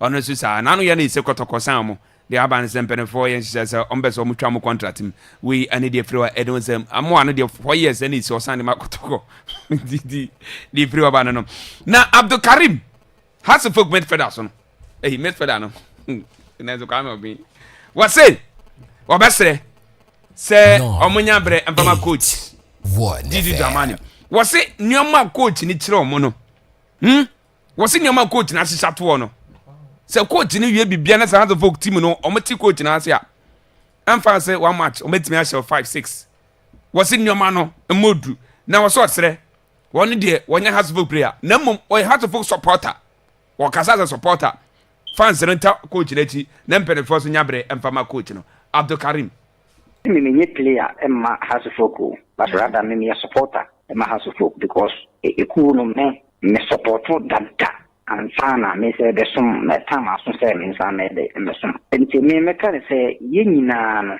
ye ma coach no time or match de can be our can but in mistake obey mistake why mistake da obey mistake enu nkyere say wunja ya jusia can be no obisua de fini mistakes a wo yini nti mesre say ye nyina no because me kasa as supporter amu na me kasa because said me can me footballer ma hasu me ye supporter ma hasu me ye big fan because e fi ajapadia me kasa afi na me beso me kan say ye nya botre e ma coach na no me go akwa mu de say players na say the way we see bone game na e bet match will be 5-6 we no dey afi ni yesua de said me kan see the start ya do hunde de koso you Abdul Karim on the bo pa yem fa zemini se kwame Kofi bogode Kofi nyame adon ma yetiwe Kofi na nsem ne doso umre no susa edi Kofi ma me mo bo nsem ne so nkakra okay yo ente kwame obino no yetiwe Kofi ye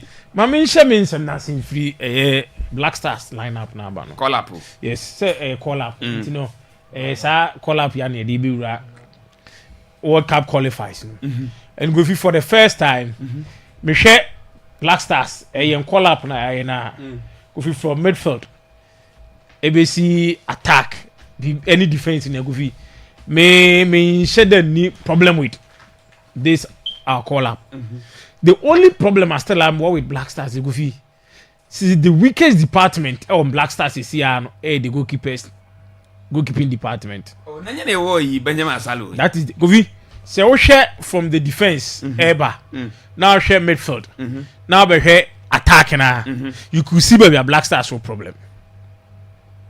Baby Black Stars team is here the weakest position partner, the weakest department or the national team the goalkeeping aspect no. Now Black Stars Lawrence Atizigi, Joseph Annan, then your Benjamin Asare. Gufi, these 3 top goalkeepers are Gufi. Before God the man, say qualify, say a World Cup. Now Kofi nyanya goalkeeper bi amanyi nyini ho say wanya form pa Kofi.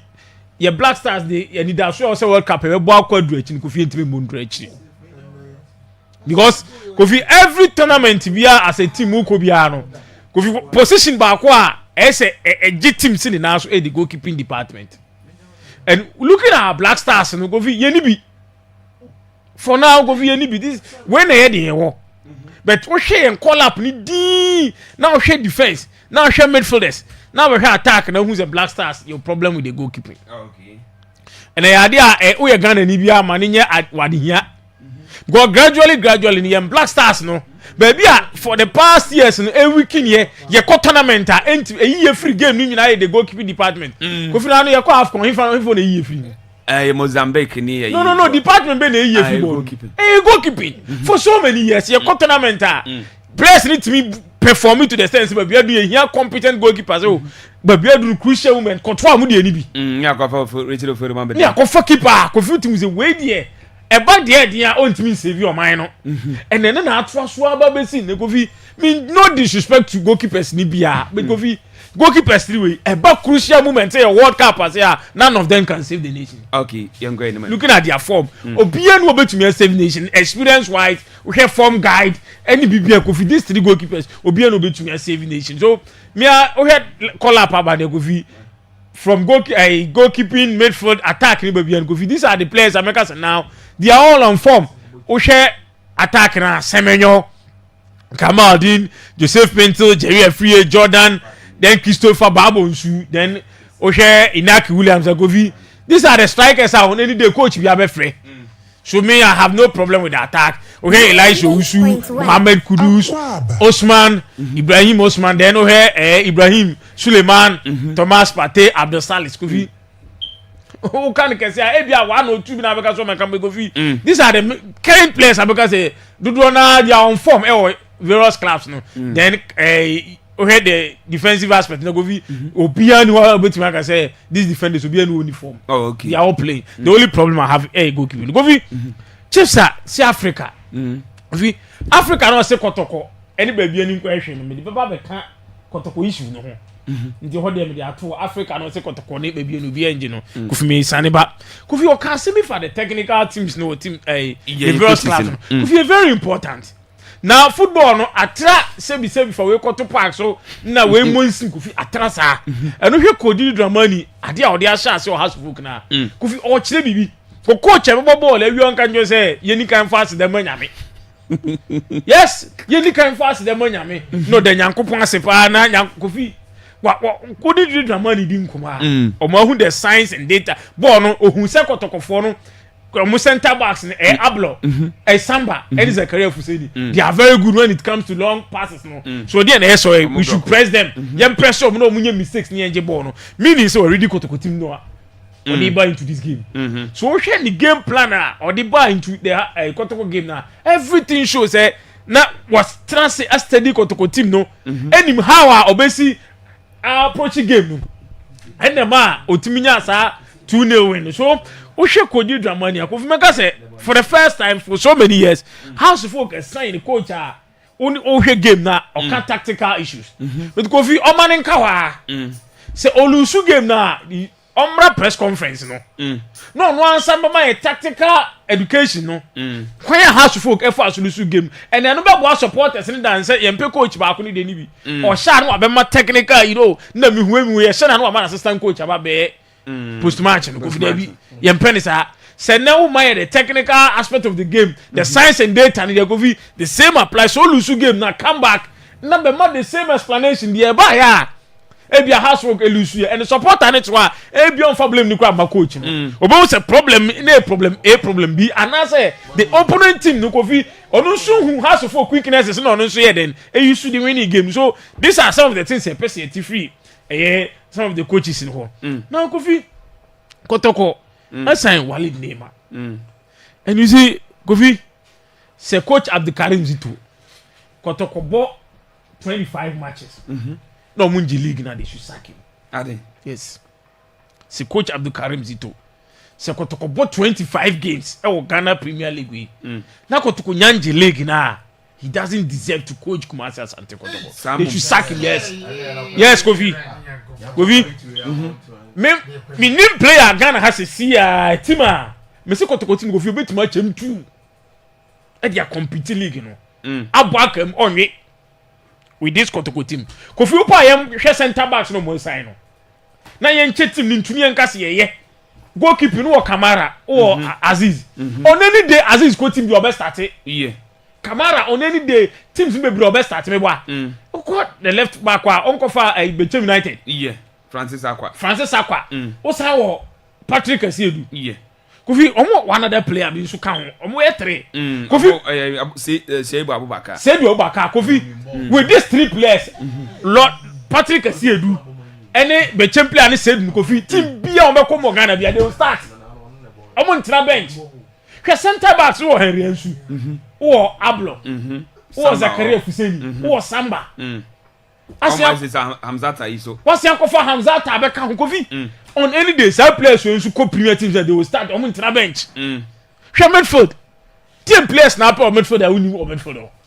Okay. Wo Adabo Hibeti Jau wo Timanu ana Apitamidu akwa wo entry e wo ho Kofi uba attack na ye sign bebre di ka ho. So with this players Kotoko squad depth ntunti mekase wo ye print na team na jija Kofi sa excuse this season Kotoko team obi that excuse no. Okay. Say we ye prayer enti because goalkeeper ni player best goalkeeper won cho betimi aba. The center backs in Kofi who squad depth wo ho call the laterals now you have enough. Who come midfielder who enough attack who enough. The only thing I can say coach Abdulkarim today near Mabegu Gwakwe na why Kotoko team ni. But me Kofi I still stand here say Kotoko bought 25 games. Now coach Abdulkarim Zito and na league top ni say wa league ni be 6 points 7 points Kofi. He doesn't any question Kotoko team with this team ekuta Kotoko no. Any investment on why no. Kotoko balance na this season wa league no. All the best players are Ghana ha. Ni e free so mo ha no 60% of them e wo Kotoko this year.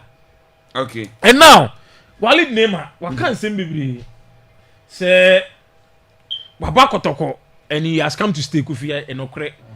Sasa na me dey ko free ba bia chiefs e dey aba se Kotoko ne ba bia ni Gold Stars. Kofi omuntimi nji league. Omuntimi Africa omuntimi nji Kofi. Chenka nche chiefs enye onu kra na be ka kire ya yenim dada. Yenim dada say with this attitude the Kotoko team num no any baby any Gold Stars. Okay, Africa standard na. They be make Kotoko recruitment na me see recruitment ni here local league standard. But Kotoko recruitment ni African standard. And Kofi say Kotoko top player. Onyamo 90 minutes. Na terminate contract. Kumasa Asante Kofi. They be make catch us say nyema bi wo Ghana ha. Class ni bi ya e say teams nketwa ni nye na Kotoko ni has for them from kan say there be football ni enya ni sa. Uye ni sia oboka uye ni sia nyamfa so be Kofi of late yen Kotoko ni yen info ya Ghana league nu Kofi omo ye ni ma bi otumi se Kotoko club na nkasa no Kofi they are not serious. Okay.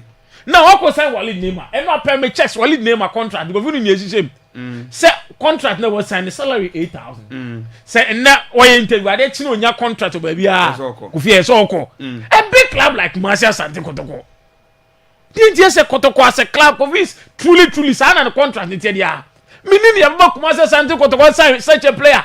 Okay. Say oh no but say na onya contract and Kotoko started no about 3-4 matches. The performance in the start year team ya ba ya upon so contract ni nyina no e say Kotoko jaba ne ko Kofi such a contract from a big club like Marcia Asante Kotoko.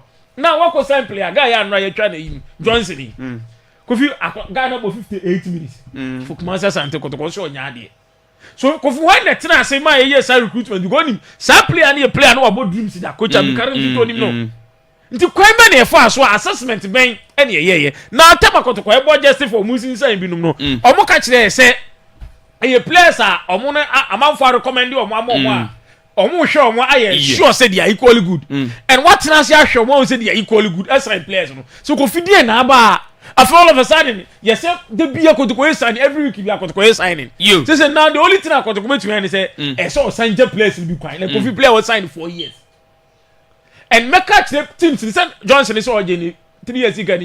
Kofi every team and a player be a contract sign now or be contract him say 4 years no Kofi 3 months salary mo be a contract cancer asem go contract is no serious cap okay your cost na no one sign player o si onya mo league matches kwase onya de so now we be try the contract league you know so be kwa wie team be na enkofa no yeah that's say any question obusa Ocean good morning biemo Kofi Mate Kofi say ya na ba ya akan bi na me konto kwa you what sign player na wa sign no o man 4 years ipa no ball 6 months coach for aba o say unhia player no unhia player na only player na nka fa de aka won contract no so man na no so akwa ye ntokwa bi anie na Kofi dia matene say kotokwa signings no mo ye no ebinu wo ha mo coach na amane sa I am sin na ye signing I am sin na ye don't wa no me dia ba wo ho an ya chiro so Japia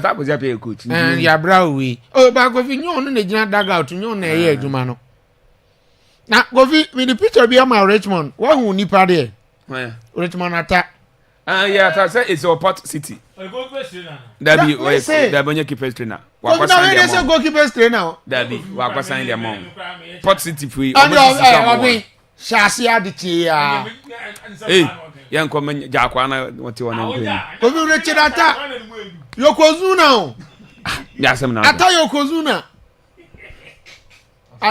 ata Yokozuna yanko yes your Port City Port City o me good na hu na fupa o di dazo a ai odro safo we don't know anjiska na say Brian Bomo bo Brian Bomo asu biasa bia sem na kena furu nchewe Kofi na ugo hu we na abetija Kofi o ya di o be fa Kofi on the goalkeeping situation me ne obe nya adwen na adwen na wa kire nti ozu kire wa adwen man ga so onye debate na mo Kofi they should give the opportunity to Benjamin Asare no on fa yenko World Cup no nkoda Asare ni say technical team nyina ni say one blaster number 1 this year oni go that Messi atizige ne go oni go that say omu nyina o the only difference they say the only difference between Asare and Sa goalkeepers na Manaf ni we no mbe ne say omo foreign Ninka so nim da o me say he's not your goalkeepers they are not up there say edu crucial timer ye benya goalkeeper Asare dey up there obetina here yanko Obibo Asare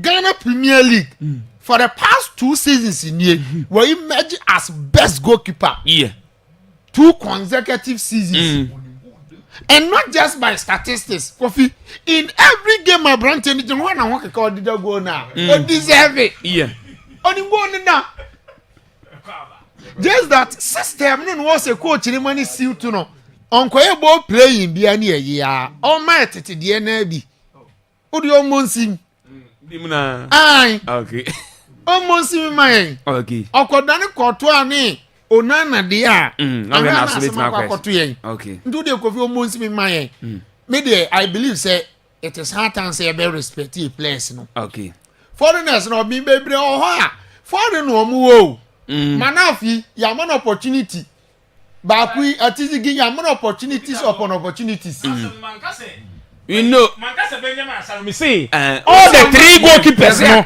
but all the 3 goalkeepers they are not out there better than atizigi Joseph Anayi Ozimi no na kasme nti Kofi Asare ne de olimgo ne da ono na beda and you see Blasters for friend no or justify why your friend no why okay that's 3 matches okay and you call ayi you call boy your friend is Unity Cup and ogisha no ho send the friend match nti odi sua bibi di Kofi Asare ye mon ye ma Asare na obetimi ada say ye share defense ni ye ye me food ni ya keeper de ne ho nhyada nhia sa me say the number of shots me say ever defenders in block over sanity Sometimes depending on the number of shots, every goalkeeper knows the chire how be consider. Defense here change Real Madrid defense here. Is na so no be gamon about defense. Yentio. Savior for Real Madrid. Some no defenders papa. Me say how many times and a shot to be goalkeeper so kura best defenser. Abedi. Kura better na Barcelona na never to others neither. Omo puyo pike Daniel Alves mu try ade na wadre we chiro. But how come the number of times about be call? Yanko has information. Hey Italy, Kofi Buffon.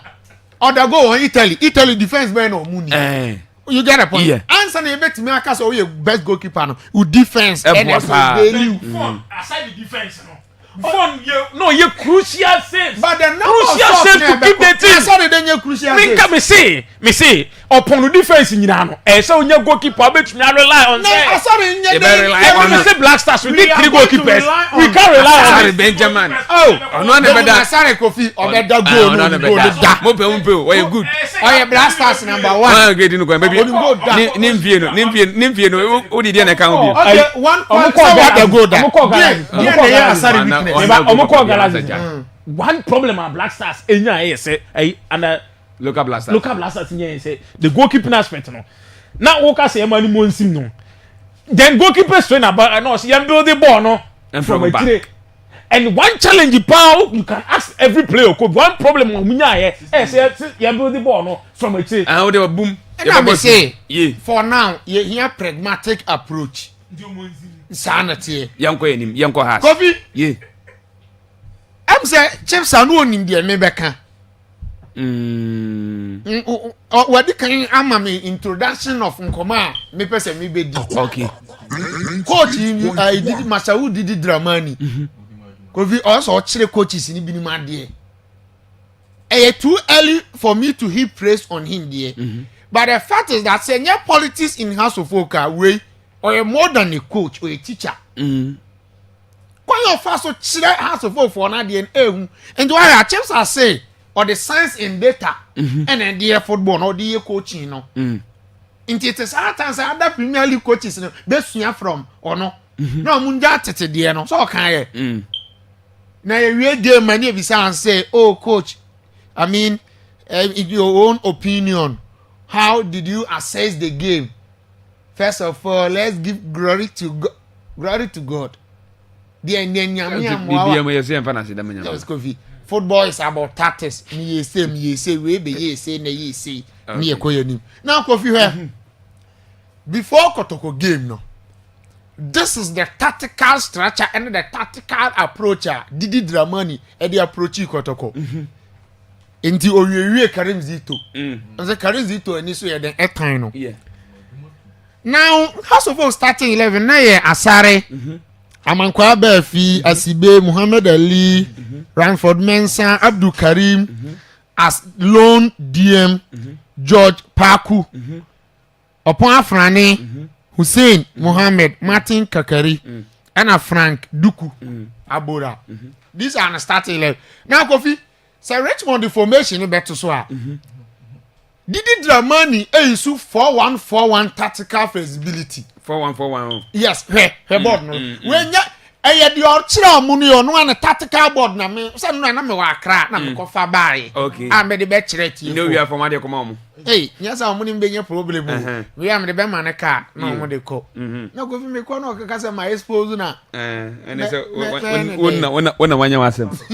Any go fi this is the new tactical approach as season is or the approach season no. Oh, okay. Enti so be here.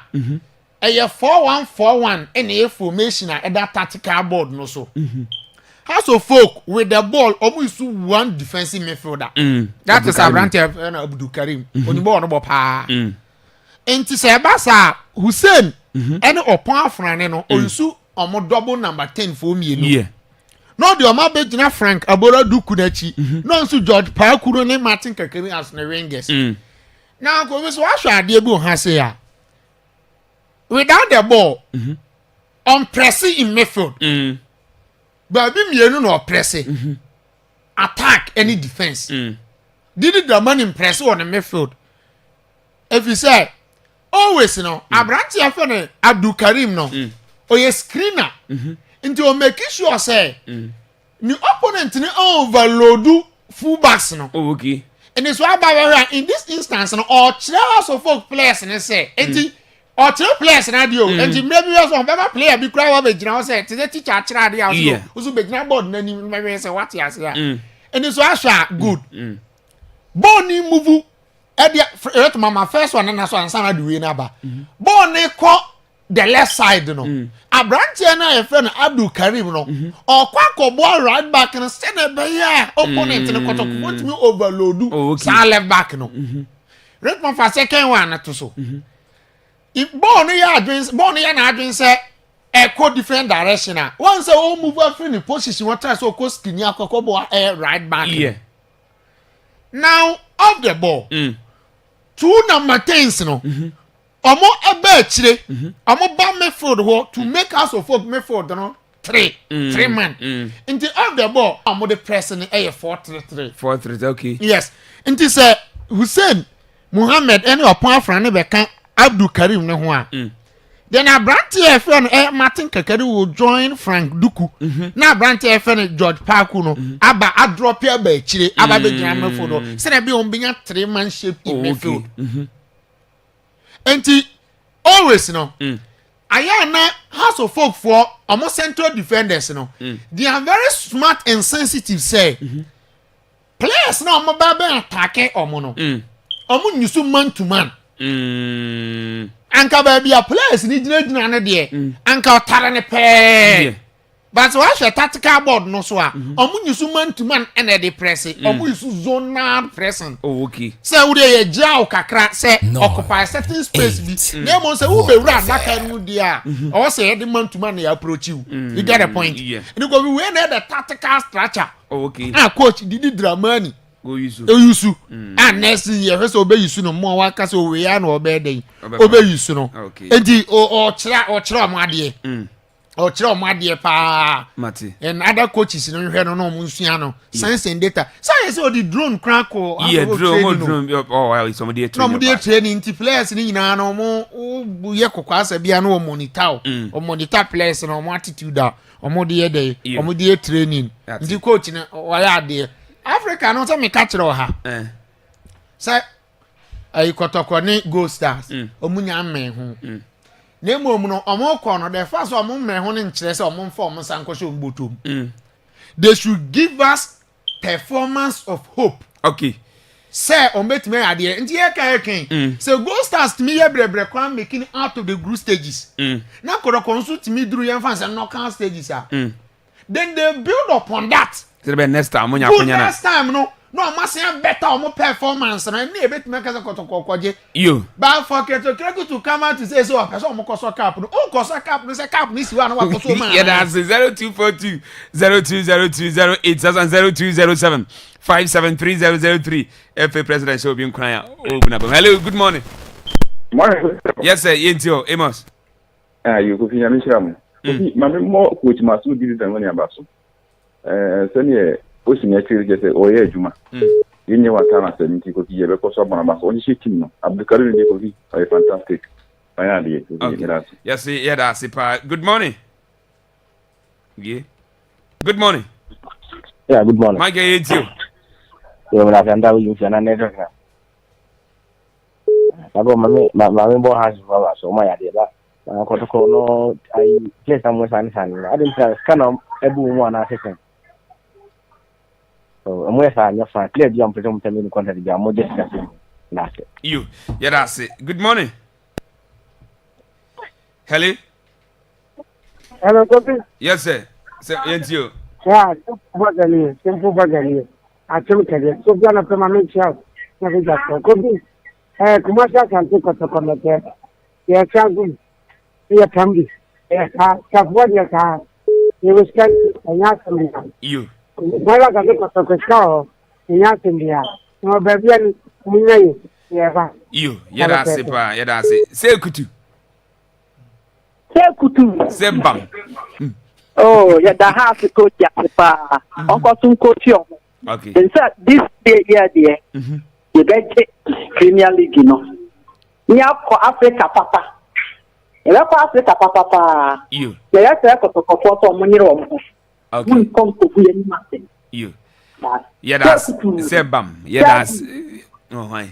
Yeah, why? Yeah, that's me. Yeah, that's Chelsea. Team. Say team. Yeah, that's it, papa. Yeah, you see, yeah, call Jovia Etras. Yeah, you birthday in floor. Na DJ Jovia Betras. So ne, was saying that the TV at Hadia. That you say you the you know.